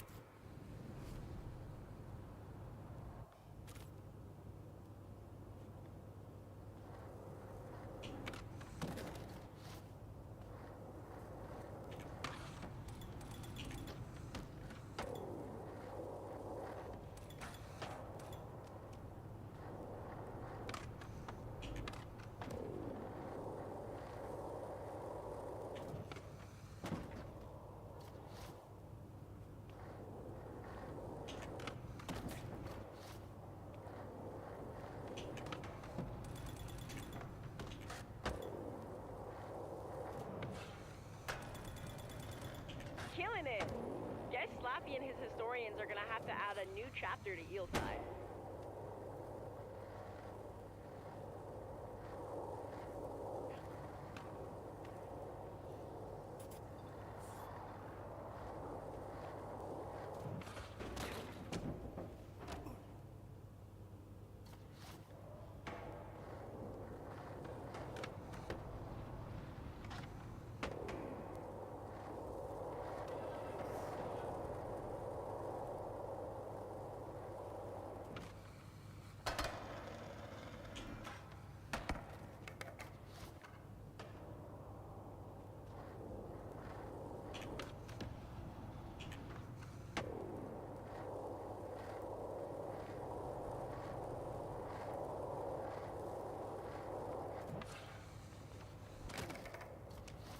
Damn it, why can't I impossible over this rubble? I can literally impossible anywhere and it ain't that big of a deal, but I can't right here.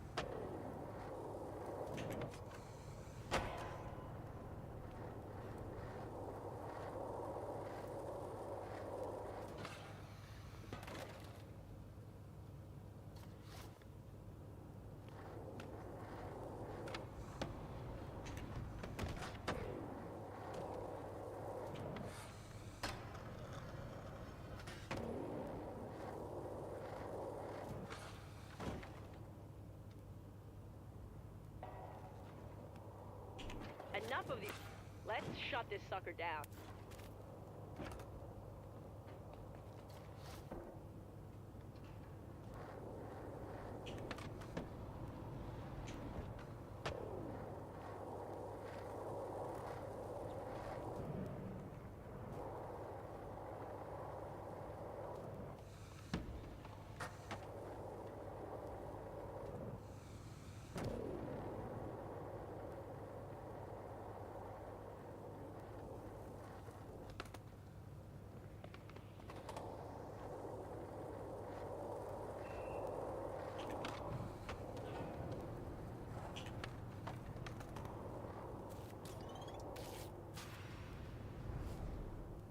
to take care of business.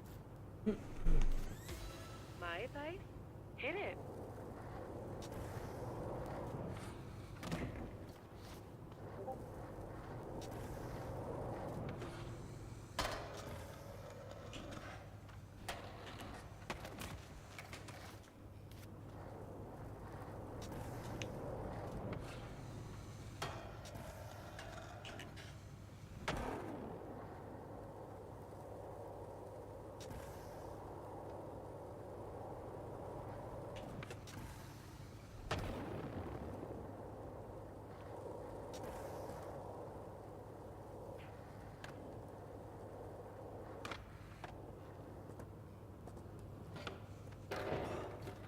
Why'd I try to do a trick inside the fucking...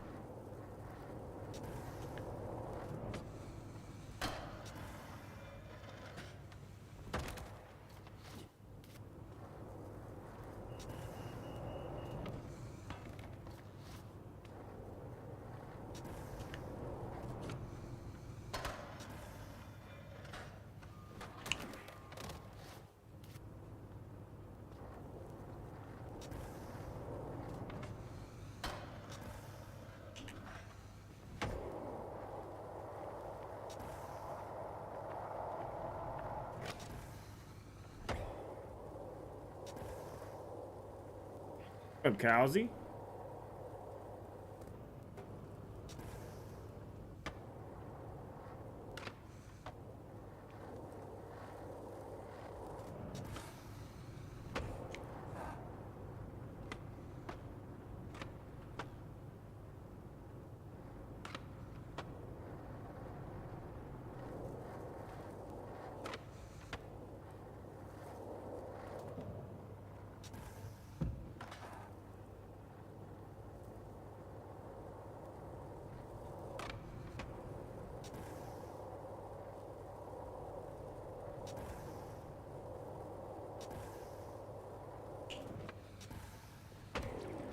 Ah. Am I good? I think so. Wow, what's up? Ha! That rules. Gonna send this to Shingo and Slappy now. Can't wait to see their faces. You been alright, dude? I just been out of town. I just got back into town. So I talked to Shingo.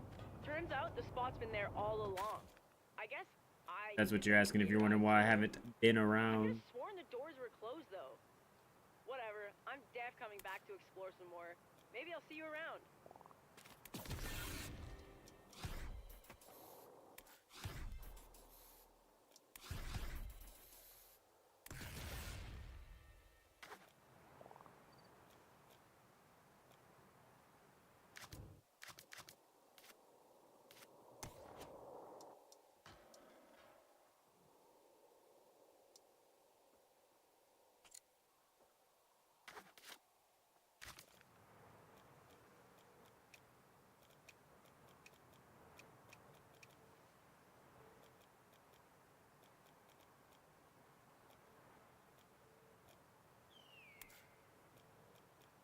Hey, I got a job for you. It's easy money. Yeah, me and Amber, we took out to Vegas and hung out for a little while. We went to the Atomic Museum because it had like a Fallout All you gotta do thing going on with it. do some invert. It was kind of cool. It wasn't as cool as I thought it was going to be, so yeah, we went out there, we partied. Saw a Star Wars burlesque show. It was badass. Yeah, it was a lot of fun. The Casper's got a great pool up on the roof. Perfect place to get started. It's got a death box, another death box, and another death box, a diving board. It's got everything.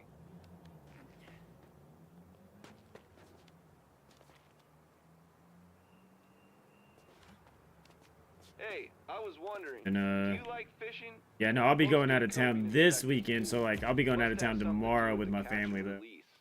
Then I won't be back until Monday again. So I figured I might as well get a couple of hours of games, right? But I digress. I know season 2 dropped yesterday on this, or Tuesday, so yeah, yesterday. Or yeah, no, 2 days ago. Glad to check it out.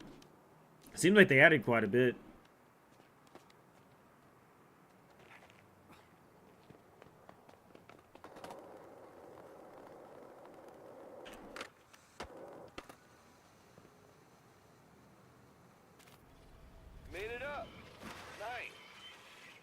Okay, you gotta get a little touchy-feely with this coping, but don't worry. It's Got me a all new part of monitor the today, visual so now I'm inspection playing in process. 1440. You know how to do an invert, right?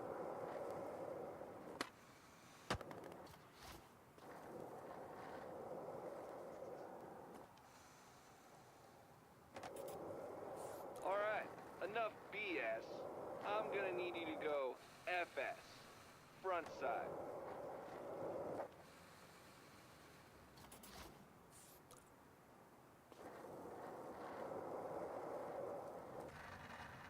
Damn, you might need to work on your grip strength.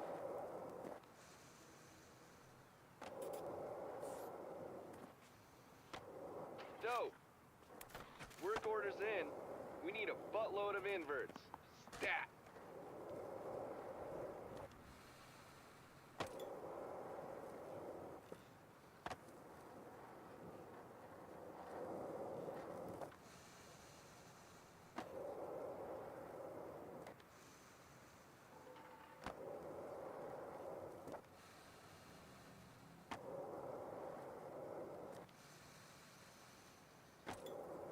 Client's not happy. Ugh. I guess we gotta reset the days since last slam counter back to 0.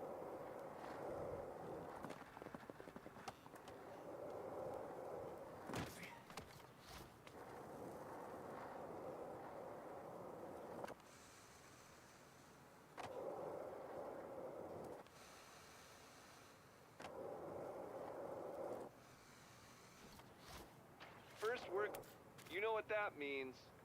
Session time. Nothing more relaxing than a death box.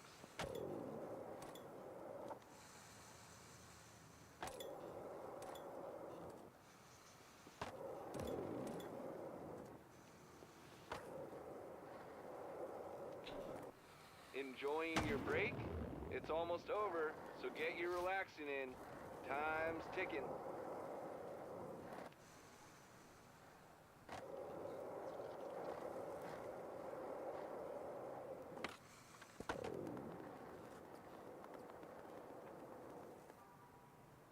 Woo! You are so relaxed. You're ready for the... Alright, next spot's a little bit away. Workplace safety says you gotta limber up before returning to work after a break. Kinda lame, but rules are rules. Kinda lame, rules are rules. You got this.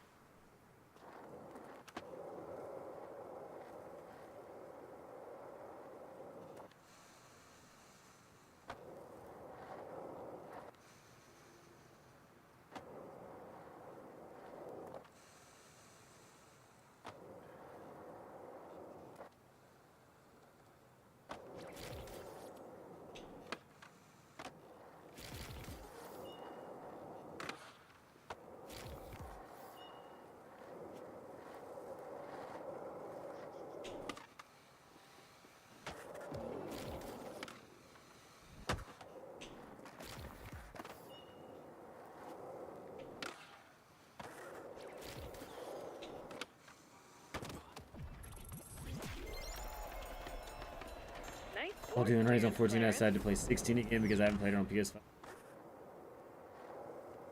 Dude, I want to play 16.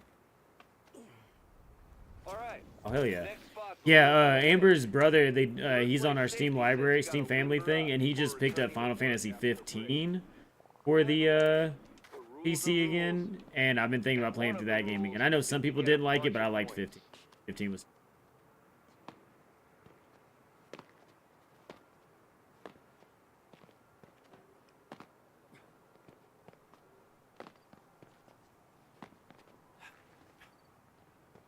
You and Miko both been on 14. I've never played 14. Wonder if I should pick it up. Just that paid monthly thing, but then can't you play most of the game for free now? There you have it. Go, crush it.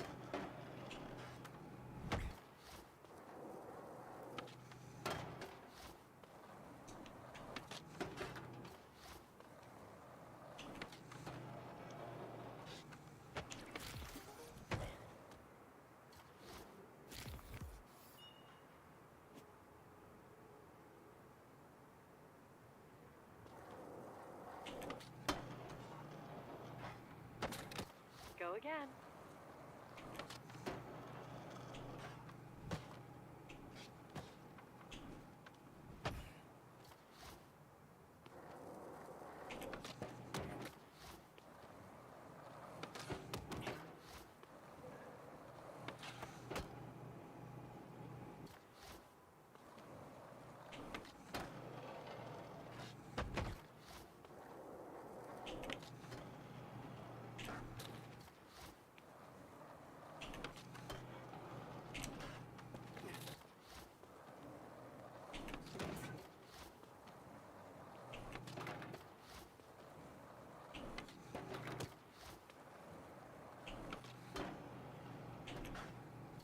Reload.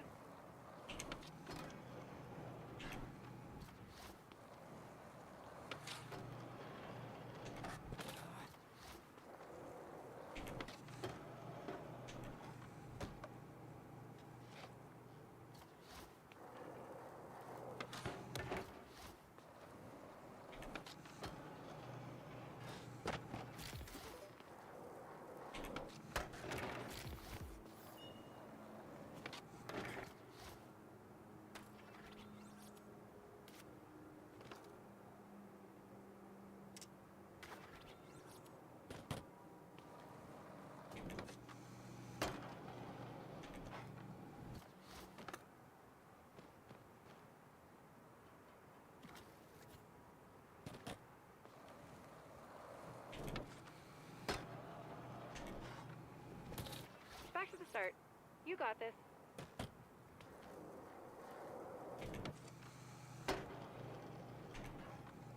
You get enough speed to get to the roof.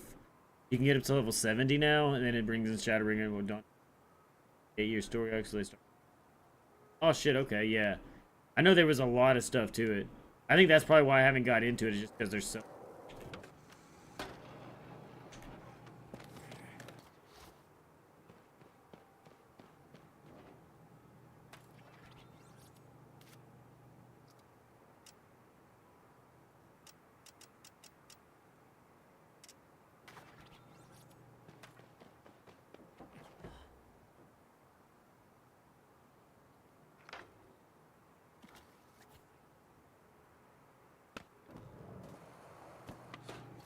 Give it another try.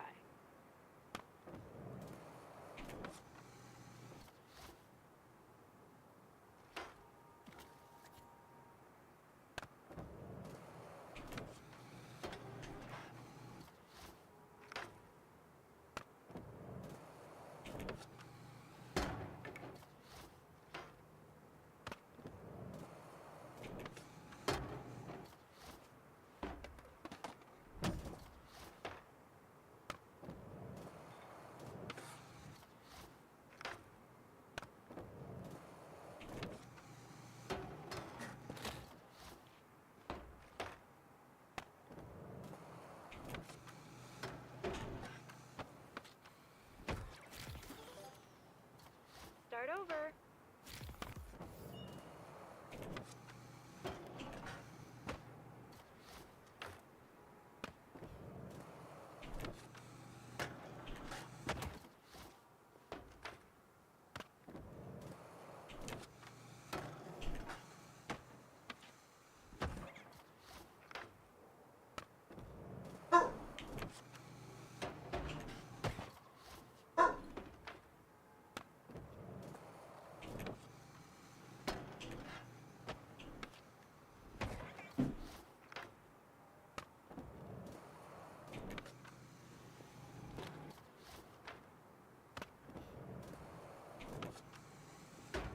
Oh, wait, weren't we supposed to go see a movie tonight? We still can, you want to?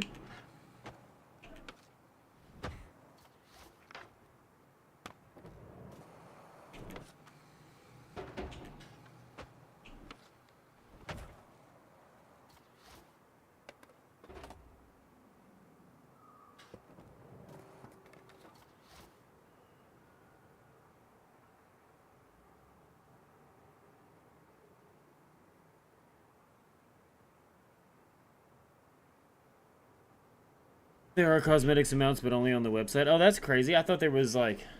Dude, that's ridiculous. I thought there was an inside store. I thought it was just a full-fledged. Okay, this time.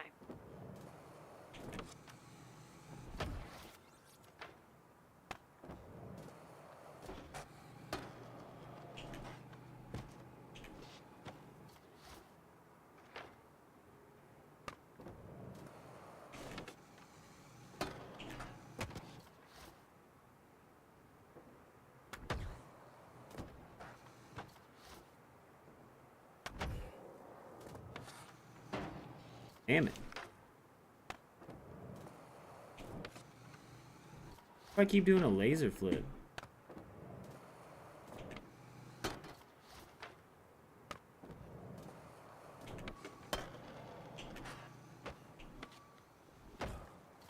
Let's give it another go.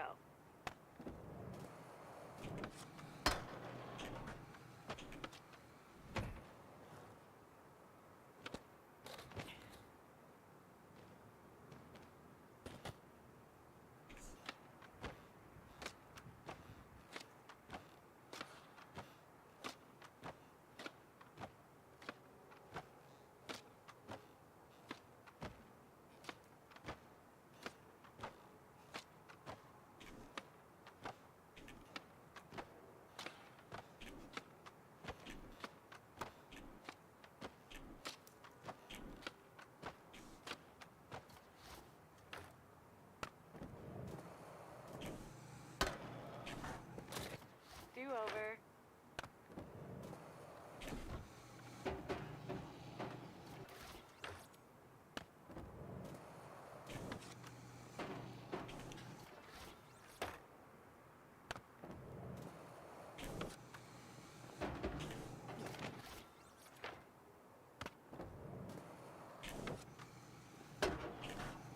Damn it.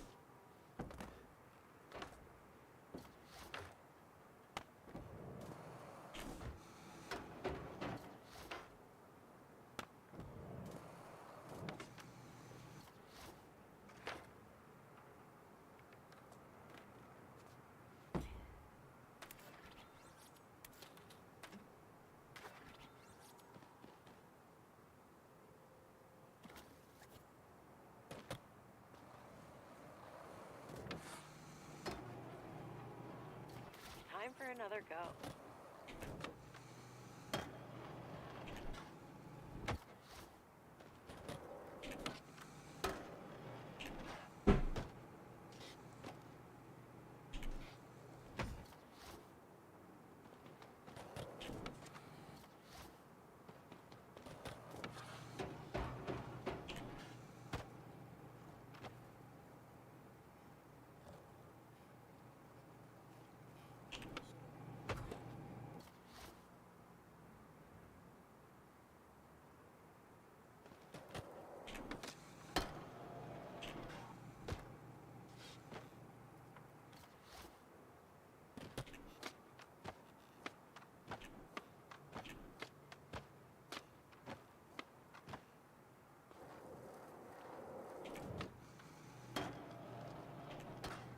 Go again. Can't I get this fucking trick, dude? Whatever. Seems like I'm having issues like getting these things all together today. Getting most of them though. Alright, I'm gonna do like one more challenge and then I think I'm gonna call it for a little. I appreciate everybody showing up and showing out. I know there's a few little hiccups still here and there, but we'll work them out.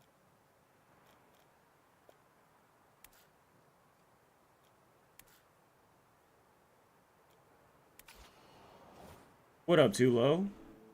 Dang, you caught the end of the stream, dude. Like I said, though, I will be back over here in a little bit. Probably. I just need to get a few things knocked out around the house and I...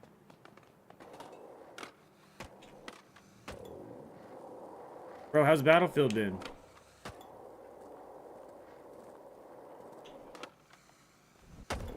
Sick. Yeah. Yeah, bro, you were like, I refollowed again and then you really did disappear. Yeah, bro, I ran off to Vegas and then, I'm gonna run off to Missouri this weekend.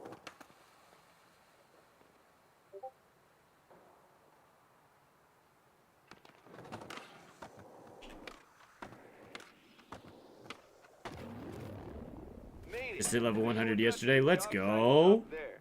Gotta climb. Yeah, I need to put in Maybe some time moving to up put in was some a time in good that battle idea pass. after all. Happens in Vegas stays in Vegas. 100% what happens in Vegas stays in Vegas, but nah, bro. I mean, I did come back and instantly buy a monitor, if that tells you anything. That item was shit, bro. Yeah, no. Vegas was super fun. Had a lot of fun. The gambling side of I it didn't. forgot to mention part of the I would job just say. description. I ain't gonna Inspector lie. must I ain't gonna plan it out to be a pretty perform picture. tweaks and plans to provide additional confidence in I don't coping gamble very ability. much. I come home and buy That monitors one you're instead. targeting for later. Does I gamble all my money away or just go home and buy something I want? So I came home and...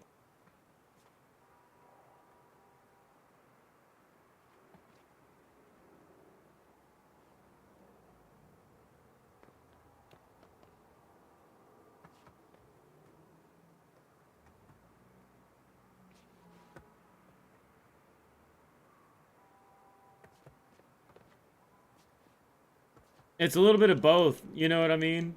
A little hardcore parkour, a little skate here, a little skate there.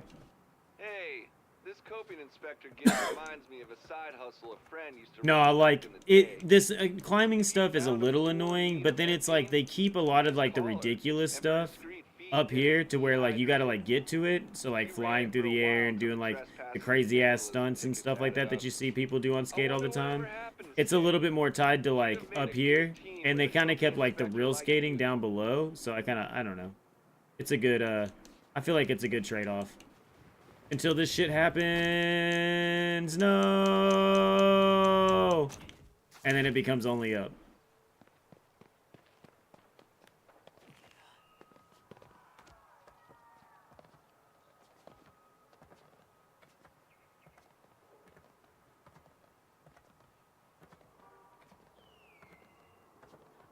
How was I supposed to get on that?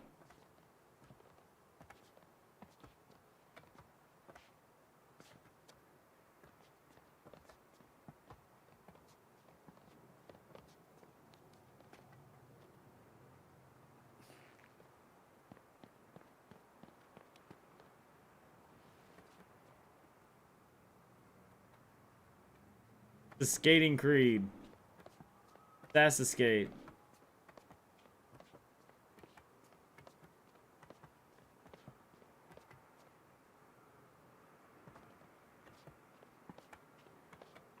Skate creed.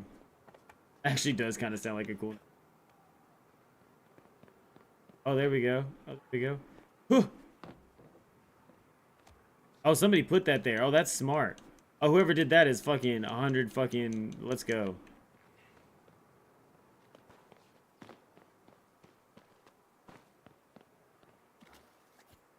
At a session mark. In case I fuck. Oh.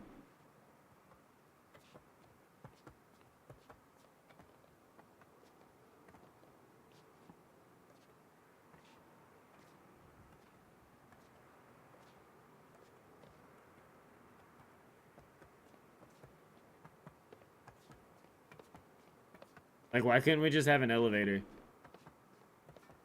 By the time I get up here, I'm not even gonna want to skate anymore. I'm too fucking tired.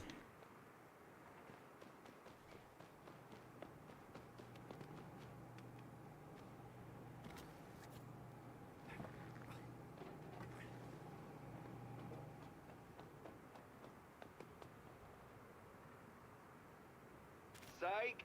Okay, before you get mad, this isn't workplace hazing. It's just the best way to get there. You're gonna want to huck a spready for the gap.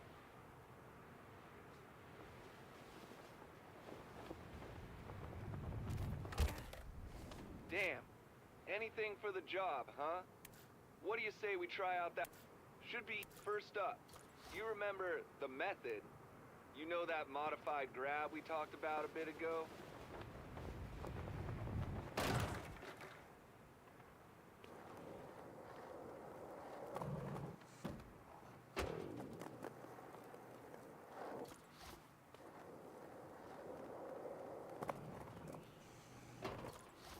What up, Cribs?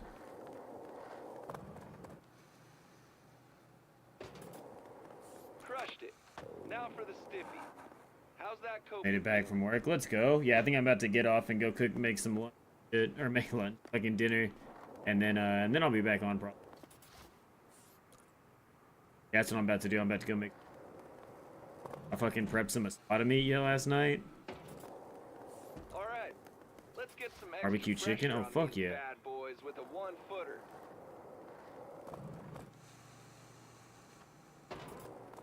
Dude, I fucking love baked barbecue. Hey, aw damn. Get that with some mashed Time for potatoes, another bro. legally Ooh. mandated break. Get out there and relax. And that's an order.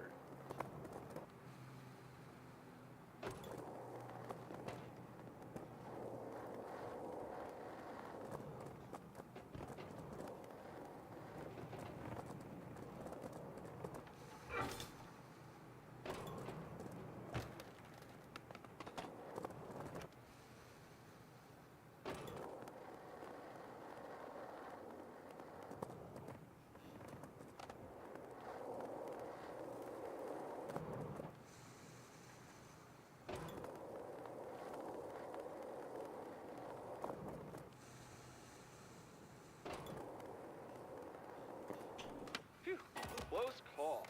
That's definitely not up to code. Let me get a work order in to get it fixed. But remember, you're still on break.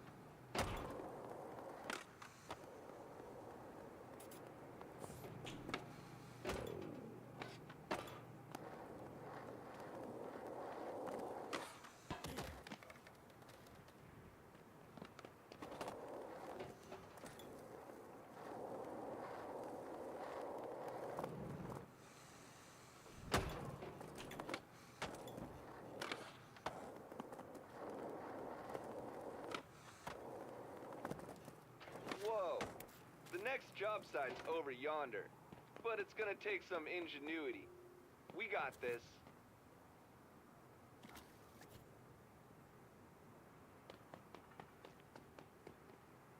Kicker.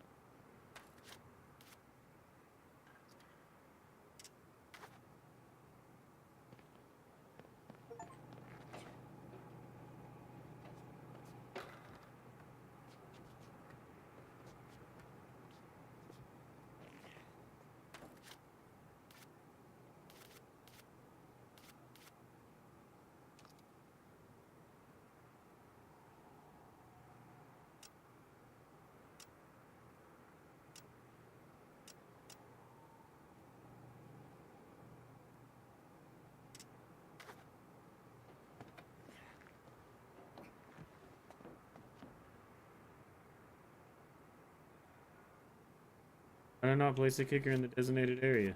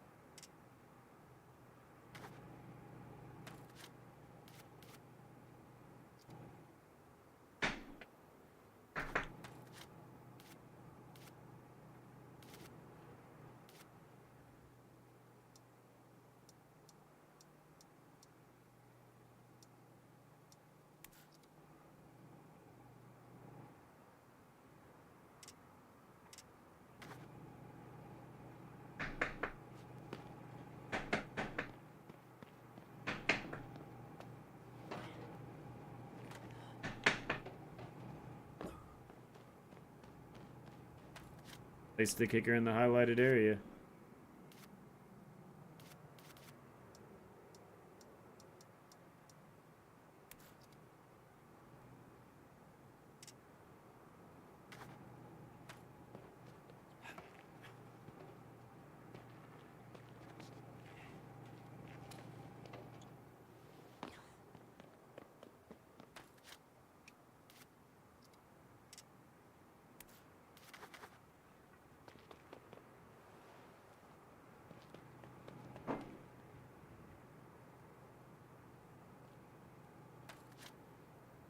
Alright, guys. I'm just gonna get out of here.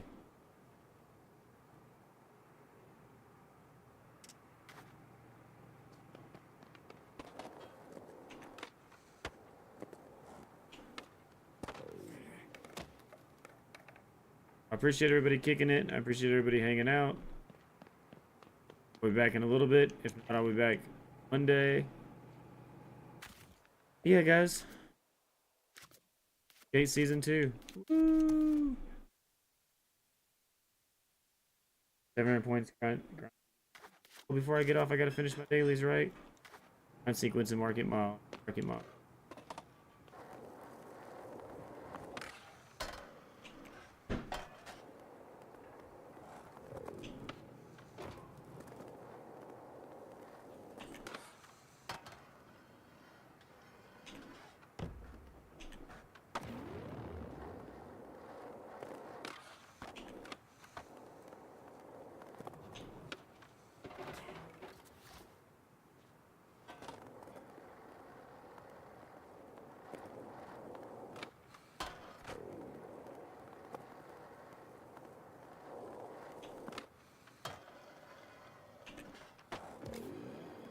Boom. PM for my dailies.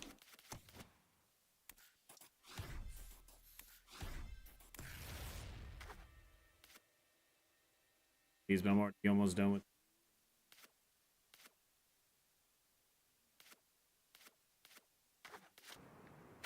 Alright, guys. Thanks for kicking it. Thanks for hanging out.